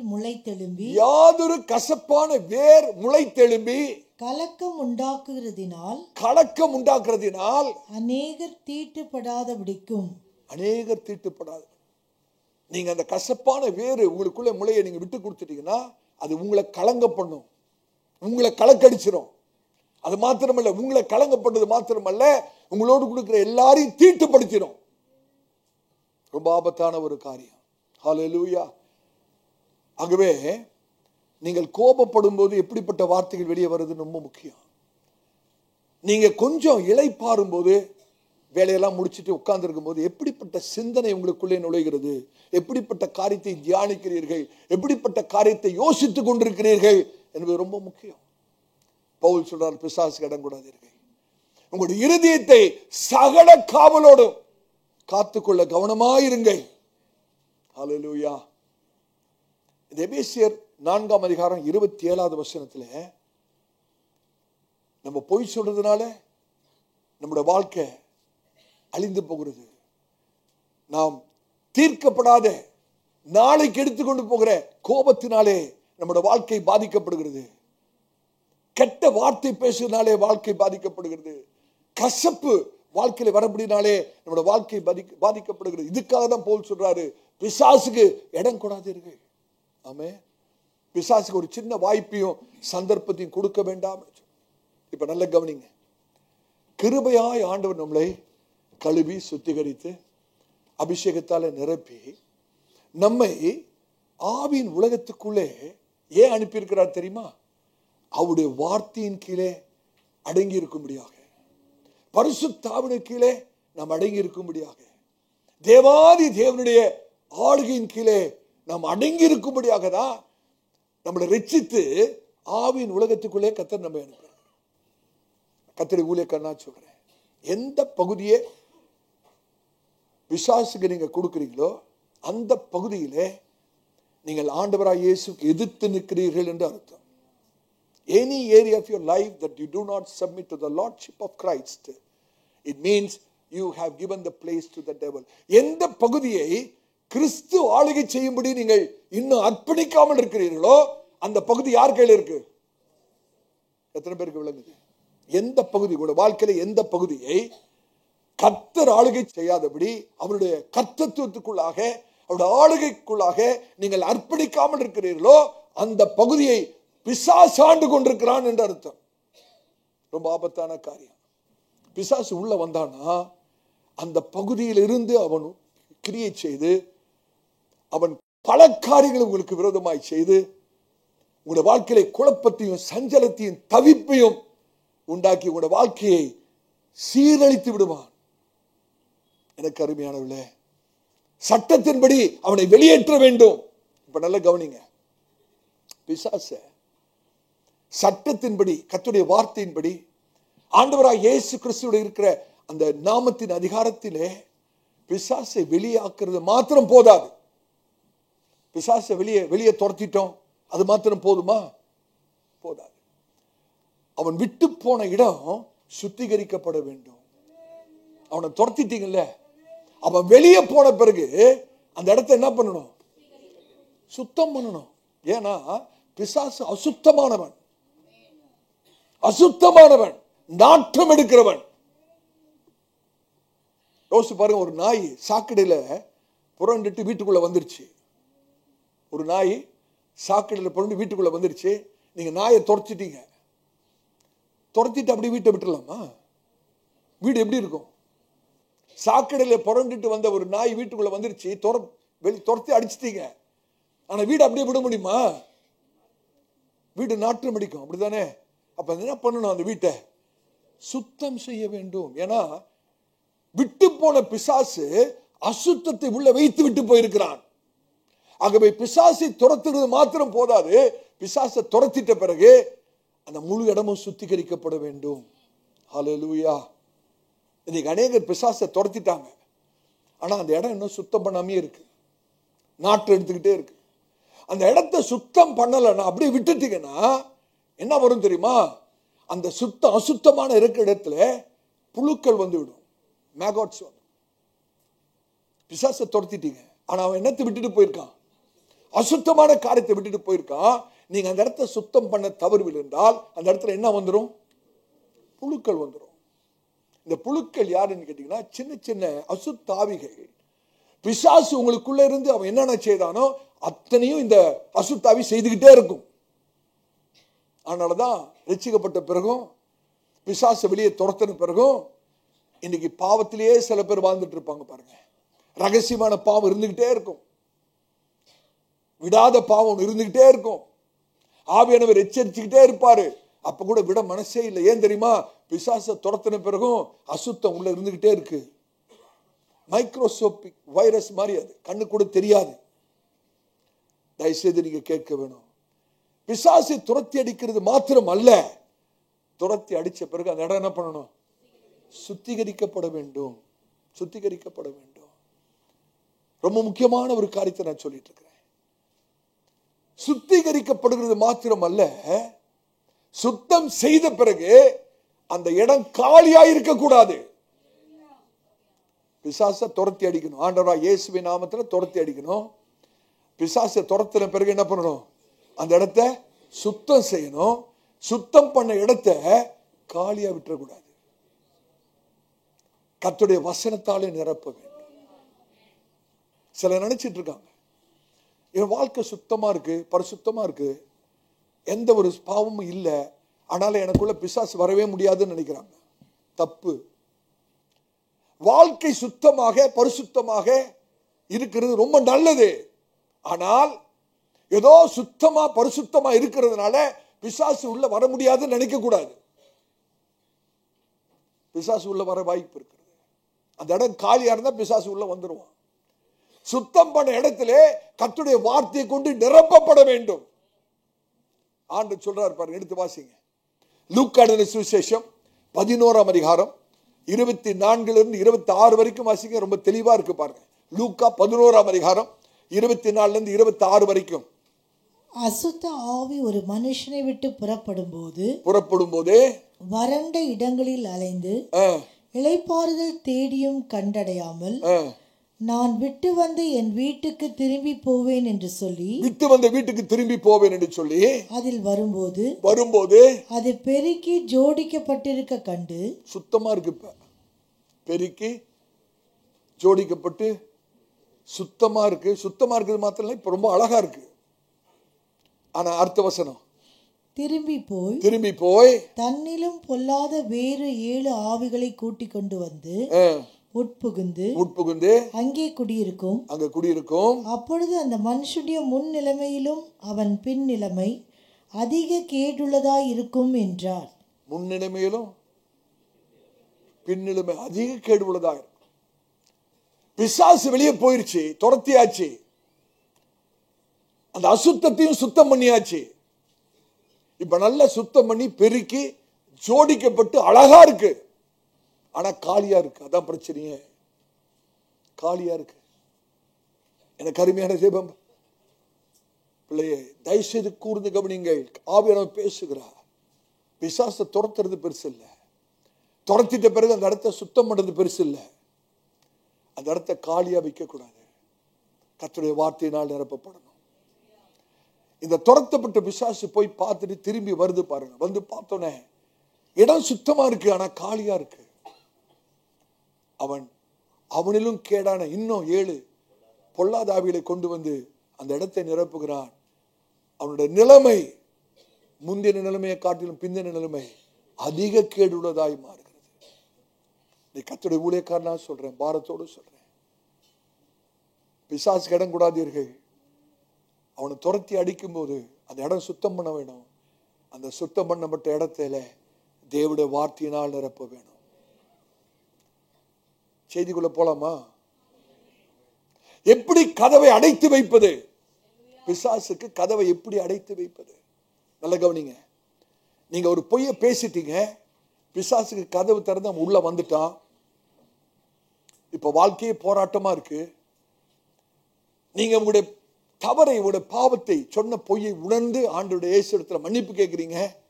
ஆண்டவர் கிருபையா உங்களை மன்னித்து அவருடைய ரத்தத்தாலே கழுவி சுத்திகரிக்கிறார். அவருடைய ரத்தம் நம்மளை கழுவுகிறது, அவருடைய வார்த்தை நம்மை சுத்திகரிக்கிறது. ஆண்டு சொல்றாரு யோவான் 15:3, நான் செய்த உபதேசத்தினாலே நீங்கள் இப்பொழுதே சுத்தமா இருக்கிறீர்கள். அவருடைய ரத்தத்தால கழுவப்படுகிறோம், அவருடைய வார்த்தையினாலே சுத்தமாகுகிறோம், சுத்திகரிக்கப்படுகிறோம். இப்ப இந்த கதவு சாத்தப்பட்டு பூட்டப்பட்டு இருக்க வேண்டும், அடைக்கப்பட்டு இருக்கணும். நல்ல கவனிங்க. எப்படிங்க கதவை அடைச்சே வைக்கிறது? பொய் சொன்னீங்க, கதவை திறந்துட்டீங்க, பிசாசு உள்ள வந்துட்டான், வாழ்க்கை போராட்டம் ஆயிடுச்சு. ஆண்டுகிட்ட அறிக்கை செய்தீங்க, ஆண்டு உங்களை மன்னிச்சிட்டாரு, உங்க ரத்தத்தால கழுவிட்டாரு, பிசாசு வெளியே போயிட்டான், சுத்தம் பண்ணிட்டீங்க, கர்த்தருடைய வார்த்தையால நிரப்பிட்டீங்க. இப்ப கதவை அடைச்சு வைக்கணுமே. எப்படி கதவை அடைச்சு வைப்பது? எப்படி தெரியுமா? ஒரே வழிதான். கதவை அடைச்சே வைக்கிறதுக்கு ஒரே வழிதான். திருப்பியும் பொய் பேசக்கூடாது. திருப்பியும் பொய் பேசக்கூடாது. நீங்க திருப்பியும் பொய் பேச மாட்டேன்னு தீர்மானிச்சீங்கன்னா என்ன பண்றீங்க? கதவை அடைச்சு வைக்கிறீங்கன்னு அர்த்தம். திருப்பியும் கோவப்பட மாட்டேன் அப்படின்னு தீர்மானம் பண்றீங்கன்னா என்ன பண்றீங்க? கதவை அடைச்சு வைக்கிறீங்க. ஆமே, விளங்குது? எத்தனை பேருக்கு விளங்குது? நான் மறுபடியும் கெட்ட வார்த்தை பேச மாட்டேன் அப்படின்னு தீர்மானம் பண்ணீங்கன்னா கதவை அடைச்சு வைக்கிறீங்க. நான் மறுபடியும் பொய் சொல்ல மாட்டேன், கசப்ப வைராக்கியத்தை வைக்க மாட்டேன் அப்படின்னு சொல்வீங்களானா நீங்க கதவை அடைச்சு வைக்கிறீங்க. யார் இடத்திலும் குரோதம், கசப்ப நான் வைக்க மாட்டேன்னு சொன்னீங்கன்னா கதவை அடைச்சு வைக்க. அப்ப கதவை அடைத்து வைக்கிறதுக்கு ஒரு திறவுகோல் இருக்கிறது. கதவை திறக்கிறதுக்கு மாத்திரம் திறவுகோல் இல்ல. கதவை பூட்டினாலும் சாவி வேணுமா வேணாமா? கதவு திறக்கிறதுக்கு மாத்திரம் சாவி, பூட்டுறதுக்கு சாவி வேணும்ல. அப்ப கதவை பூட்டுற சாவி என்ன தெரியுமா? நிறுத்துகிறது. Stop. Stop is the key to shut the door to Satan. இவ்வளவு நாள் பொய் பேசணும், நிறுத்திடணும். இவ்வளவு நாள் கசப்பு வைராக்கியத்தை வச்சோம், நிறுத்திடணும். இவ்வளவு நாள் வேண்டாத வார்த்தைகளை பேசணும், நிறுத்திடணும். இவ்வளவு நாள் கோபப்பட்டோம், நிறுத்திடணும். நீங்க நிறுத்துறீங்க பாருங்க, அதுதான் கதவை பூட்டுறதுக்கான சாவி, திறவுகோல். வேற எந்த விதத்திலும் கதவை சாத்தி வைக்க முடியாதுங்க. ஆவிக்குரிய இருதயத்தின் வாசலை வேற எதினாலும் அடைத்து வைக்க முடியாது. என்றைக்கு நிறுத்துகிறீர்களோ அதுதான் அடைத்து வைப்பதற்கான திறவுகோல் என்று சொல்கிறேன். ஹல்லேலூயா. கர்த்தருடைய பரிசுத்த நாமம். ஒருவேளை நீங்க சொல்லலாம், பாஸ்டர் ஏற்கனவே கதவை திறந்து பிசாசை உள்ள விட்டுட்டேன், இப்ப எப்படி அவனை வெளியே துரத்துகிறது? எப்படி வெளியே துரத்துகிறது? என்ன பண்றது? என்ன பண்ணணும்? ஏற்கனவே பிசாசு உள்ள வந்துட்டான், படாத பாடுபட்டு இருக்கேன், என்ன பண்ணணும்னு சொல்றேன். சொல்றேன் பாருங்க, ரொம்ப சிம்பிள். என்ன பண்ண தெரியுமா? நீங்க செய்த பிழையை, அந்த பாவத்தை ஒரு பேப்பர்ல எழுதணும். எழுதி ஆண்டோட சமுத்திரம் கொண்டு போய், ஆண்டவரே இதை உமக்கு விரோதமாக செய்துட்டேன், பிசாசுக்கு தெரியாம கதவை திறந்து அவனை உள்ள விட்டுட்டேன், போய் பேசிட்டேன், மனசுல குரோதத்தை விரோதத்தை வச்சுட்டேன், கெட்ட வார்த்தையை பேசிட்டேன், கோபப்பட்டுட்டேன் அப்படின்னு சொல்லி ஆண்டோட நம்ம அறிக்கை செய்றோம் பாருங்க. எந்த பாவத்தை செய்தோமோ அதை அடையாளப்படுத்தி ஆண்டோட்ட அறிக்கை செய்யணுங்க. அதை அடையாளப்படுத்தணும். அதை தான் நான் சொல்ல வரேன். பேப்பர்ல எழுதுறதுன்னா சும்மா எழுதுறது இல்லை. நான் எதுக்காக சொல்றேன்னா, நீங்கள் எந்த பாவத்தை செய்து பிசாசு கதவை திறந்தீங்களோ அதை அடையாளப்படுத்தி ஆண்டோட்ட அறிக்கை செய்யணும். சில பேரோட அறிக்கை எப்படி இருக்கும் தெரியுமா? நல்லா கவனிங்க, முடிக்க போறேன். எத்தனை பேருக்கு சந்தோஷம்? சில பேரோட அறிக்கை, ஆண்டவரே நான் உமக்கு விரோதமாய் அநேக பாவங்களை செய்து விட்டேன், மன்னிச்சிரும் ஆண்டவரே, ஒரு வேலைக்கு ஆகாது இந்த அறிக்கை. பாவம் தனித்தனியா செய்துட்டு ஹோல்சேல்ல மன்னிப்பு கேட்கிறாங்க. எவ்வளவு தந்திரம் பாருங்க. ரீட்டைல்ல போகுது பாவம், ஆனா அறிக்கை எப்படி வருது? ஹோல்சேல். ஆண்டவரே, அறிந்தும் அறியாத பாவங்கள் எல்லாம் மன்னித்து விடும். ஞாபகம் இருக்கிற ஞாபகம், நான் மறந்து போன பாவத்தெல்லாம் மன்னித்து. வேஸ்ட் இந்த அறிக்கை, ஒரு பிரயோஜனம் வராது. நீங்கள் எதை கர்த்தருக்கு விரோதமாய் செய்தீங்களோ அதை அடையாளப்படுத்தணும். ஆண்டவர் இதை தான் செய்த ஆண்டவரே, இந்த பொய்யதான் பேசின ஆண்டவரே, இந்த கெட்ட வார்த்தை தான் பேசின ஆண்டவரே, இந்த கசப்பை தான் வைத்த ஆண்டவரே, இதுதான் துக்கப்படுத்தினேன், இதை எனக்கு மன்னியும் என்று சொல்லி உண்மையாய் மனக்கசந்து அழுது கர்த்தருடைய சமூகத்திலே நாம் அறிக்கை செய்யும் போது நம்முடைய பாவங்களை கர்த்தர் மன்னிக்கிறார். ஹல்லேலூயா. இந்த பொதுவா அறிக்கை செய்கிற அந்த அறிக்கைகளெல்லாம் பரிசுத்த ஆவியானவர் உதவி செய்யவே மாட்டார், உதவி செய்யவே மாட்டார். ஹல்லேலூயா. நீங்க என்ன செய்தீங்க என்பது உங்களுக்கே தெரியணும், என்ன செய்தீங்க உங்களுக்கே தெரியணும். அதை தனியாக அடையாளப்படுத்தி அதற்கு குறிப்பாக ஆண்டவரிடம் சொல்லி அதை மன்னிப்பு கேட்கணும். ஹல்லேலூயா. கர்த்தருடைய ஊழியக்காரனா சொல்றேன் பாருங்க, உங்களுக்கு மற்றவங்க செய்த தப்பை மன்னிக்க முடியலன்னா நீங்க பெரிய பிரச்சனையில் இருக்கீங்கன்னு அர்த்தம். சில பேர் சொல்றது பாத்தீங்களா, செத்தாலும் மன்னிக்க மாட்டாங்க, செத்தாலும் மூஞ்சிலேயே முழிக்க மாட்டாங்க. அவங்க பிரச்சனையே இல்லை, இல்ல பிரச்சனையில் இருக்கிறது யாரு? நீங்க தான், நீங்க தான்.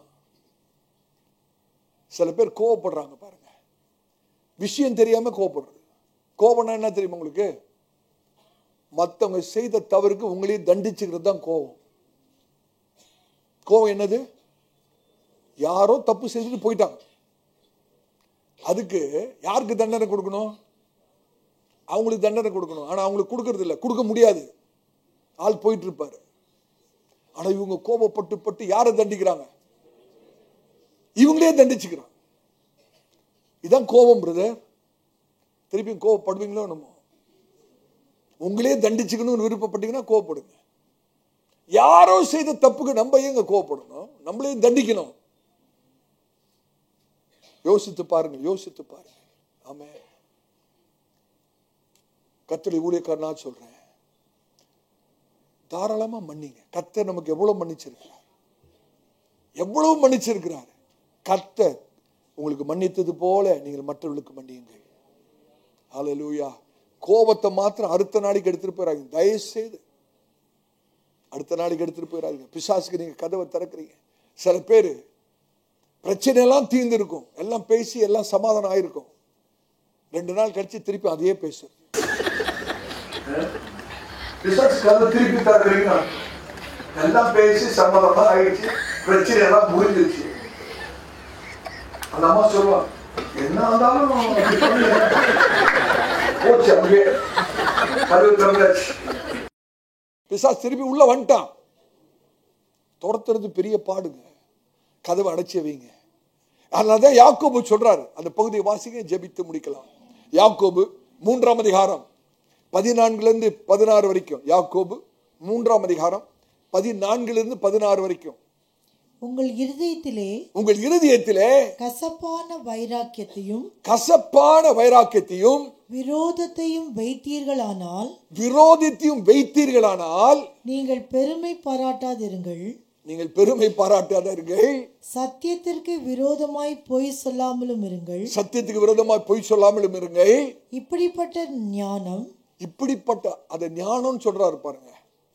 உள்ளத்துல கசப்பு வைராக்கியம் வச்சிருக்கிறத யாக்கோபு உலக ஞானம் சொல்றாரு. இப்படிப்பட்ட ஞானம் பரத்திலிருந்து இறங்கி வருகிற ஞானமாயிராமல், கர்த்தரிடத்தில் வருகிற ஞானமாயிராமல், லௌகீக சம்பந்தமானதும், உலகத்துக்குரிய ஞானமும், ஜென்ம சுவாபத்துக்குரியதும் பேய்த்தனத்துக்கு அடுத்ததுமாய் இருக்கிறது. அந்த கோபம் நம்ம என்னமோ பெரிய ஞானிகள் மாதிரி பண்ணிக்கிறது. நம்ம கோபப்பட்டு 4 வார்த்தைகளை விட்டு ஏதோ சாதிச்சிட்ட மாதிரி நம்ம நினைச்சு, அப்படிதானே? விட்டம் பாருங்க, பேசலாம், வாயை திறக்க முடியலங்க. என்ன போடு போட்டேன் தெரியுமா? யாக்கோபு சொல்றாரு, பிசாசு அது பிசாசிடத்தில் வருகிற காரியம், கத்தெடுத்து வருகிற ஞானம் அல்ல, உலகத்துக்குரியது. அது பிசாசினாலே வருகிற காரியம். இன்னைக்கு ஒரு தீர்மானம் போட, எல்லா கண்களும் மூடலாமா? கர்த்தருடைய சமுத்திரம் எழுந்து நிற்போமே. தேவ சமூகத்தை நான் உணர்கிறேன். ஹல்லேலூயா, ஹல்லேலூயா.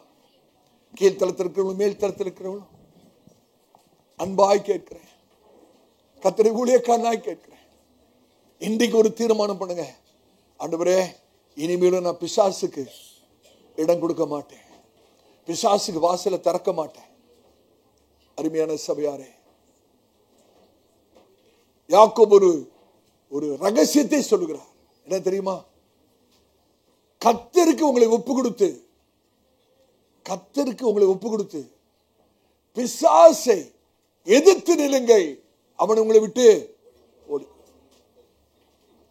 கர்த்தருக்கு கீழ்ப்படிந்து ஒப்பு கொடுத்து, கர்த்தருக்கு ஒப்பு கொடுத்து கீழ்ப்படிந்து பிசாசை எதிர்த்து நில்லுங்கள், அவன் உங்களை விட்டு ஓடி போவான். இன்னைக்கு அநேக விசுவாசிகள் கர்த்தருக்கு கீழ்ப்படியில, கர்த்தருக்கு ஒப்பு கொடுக்கல. பிசாச மாத்திரம் இயேசுவின் நாமத்துல போ பிசாச, ஒன்னும் நடக்காது, அவன் போவே மாட்டான். பிசாசை எதிர்த்து நிற்பதற்கு முன்பாக நீங்க கர்த்தருக்கு கீழ்ப்படியணும். பிரதர் சிஸ்டர், நீங்க கர்த்தருக்கு கீழ்ப்படியணும். எல்லா கண்களும் மூடி இருப்பதாக. நீங்க சத்ருவாகிய பிசாசு ஒரு விதமான நோய, வியாதிய, அசுத்தம் என்ற வியாதிய இன்னைக்கு அநேக கர்த்தருடைய பிள்ளைகளுக்குள்ளே கொண்டு வந்து கொண்டிருக்கிறார். Infection, evil infection. அந்த இன்ஃபெக்ஷன், அந்த சத்துருத்துல வருகிற அந்த நோய், அந்த வியாதி உங்களை பற்றி கொள்ளக்கூடாது என்று நினைத்தீர்கள் என்றால், உங்களுடைய immune system, spiritual immune system பலப்படணும், நோய் எதிர்ப்பு சக்தி அதிகரிக்கணும். இன்னைக்கு பிசாசு ஆவிக்குரிய நோயை கொண்டு வரான், ஆவிக்குரிய அசுத்தத்தை கொண்டு வரான். அதை எதிர்த்து நிக்கணும்னா நோய் எதிர்ப்பு சக்தி வேணும். பிரதர் சிஸ்டர், நோய் எதிர்ப்பு சக்தி. கர்த்தருடைய ஊழியக்காரனா சொல்றேன், ஒவ்வொரு விஷயம் நீங்க கர்த்தருக்கு கீழ்ப்படியும் போது, ஒவ்வொரு விஷயம் கர்த்தருக்கு ஒப்பு கொடுக்கும் போது நோய் எதிர்ப்பு சக்தி அதிகரித்து கொண்டே இருக்கிறது. Every time you obey God, every time you submit yourself to God, your spiritual immune system is strengthened. உங்க நோய் எதிர்ப்பு சக்தி, ஆவிக்குரிய நோய் எதிர்ப்பு சக்தி பலனடைகிறது. சத்துரு உங்களுக்குள்ளே அசுத்தமான காரியத்தை கொண்டு வரவே முடியாது. எல்லா கண்களும் மூடி இருக்கிற நிலைமையில நம்முடைய பரிசுத்த கரங்களை ஆண்டவருக்கு நேரம் உயர்த்தலாமா? ஆண்டவருக்கு சொல்லுவோம், ஆண்டவரே, இன்றைக்கு தீர்மானம் பண்ணுகிறேன், நிரந்தரமாக கர்த்தாவே நான் பிசாசை துரத்தி அடிக்கிறேன். அவன் கர்த்தாவே, அவன் வெளியே போன அந்த இடம் அசுத்தமா இருக்கிறது, அதை நான் நம்முடைய பரிசுத்த ரத்தத்தினாலே கழுவி சுத்தம் பண்ணுகிறேன், அறிக்கை செய்கிறப்பா. அந்த இடத்துல நம்முடைய வார்த்தையை கொண்டு நான் நிரப்புகிறேன். இனிமேலும் இந்த நாளிலிருந்து ஒரு நாளும் நான் பிசாசுக்கு கதவை திறந்து அவனை உள்ள விட மாட்டேன். ஆண்டவரே, இனிமேலும் பிசாசுக்கு இடம் இல்லப்பா, என்னோட வாழ்க்கையில பிசாசுக்கு இடம் இல்லை. எத்தனை பேர் சொல்ல முடியும்? வாயில திறந்து ஆண்டவர்கிட்ட சொல்லுவோமா, ஆண்டவரே, இனிமேலும் பிசாசுக்கு இடம் இல்லை. எனக்கு அருமையானவர்களே, பிசாசுக்கு இடம் கொடுத்ததுனாலதான் வாழ்க்கையில குழப்பம், பிசாசுக்கு இடம் கொடுத்ததுனாலதான் வாழ்க்கையில சஞ்சலம், போராட்டம், வியாதி, துக்கம், கிளேசம், ஹல்லேலூயா, மன வருத்தங்கள். இன்றைக்கு கர்த்தர் சொல்கிறார், என் மகனே, மகளே, உடைய இருதயத்தை சகல காவலோடும் காத்து பிசாசுக்கு வாசலை அடைப்பாயானால் உடைய வாழ்க்கையிலே பூரண சமாதானம் உண்டாகும். ஹல்லேலூயா, ஹல்லேலூயா. உடைய வாழ்க்கை ஆசீர்வாதமா இருக்கும், உடைய வாழ்க்கை சம்பூர்ணமா இருக்கும், உடைய வாழ்க்கை அமைதியான வாழ்க்கையா இருக்கும், நிம்மதியான வாழ்க்கையா இருக்கும். ஹல்லேலூயா. கர்த்தருடைய பரிசுத்த நாமத்துக்கு ஸ்தோத்திரம். பிசாசுக்கு வாசலை அடைக்கிறது மாத்திரம் அல்ல, அந்த இடத்தை சுத்திகரிக்கிறது மாத்திரம் அல்ல, சுத்திகரிக்கப்பட்ட இடத்தை கர்த்தருடைய வார்த்தையினால நிரப்பும். அதனாலதான் கர்த்தருடைய வார்த்தை ரொம்ப முக்கியம். வாயிலை திறந்த ஆண்டுக்கு நன்றி சொல்லுவோமா? ஹல்லேலூயா. ஓ we thank you God. நன்றி ஆண்டவர். எல்லாரும் வாயிலை திறந்து ஹல்லேலூயா, ஹல்லேலூயா, ஹல்லேலூயா. ஓ we praise you God, we worship you God. எல்லாரும் வாயிலை திறந்த ஆண்டுக்கு நன்றி சொல்லுவோமா?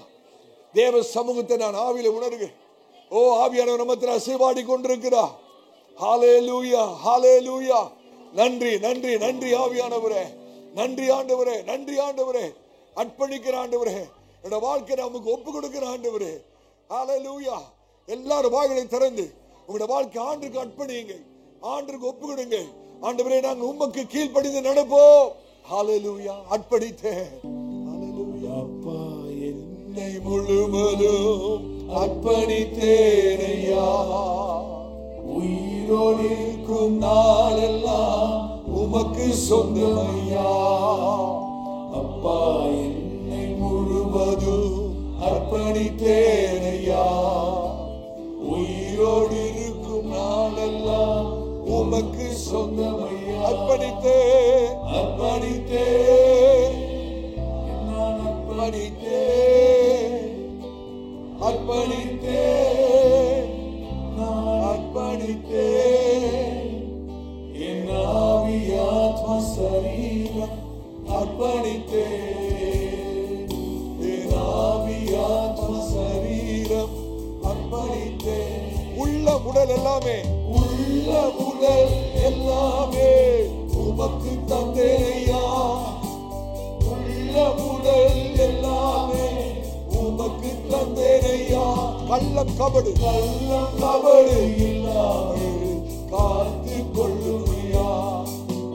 கள்ளம் கபடு இல்லாமல் காத்து கொள்ளுமையா. அர்ப்பணித்தேன், அர்ப்பணித்தேன், என்னை அர்ப்பணித்தேன், அர்ப்பணித்தேன், நான் அர்ப்பணித்தேன்.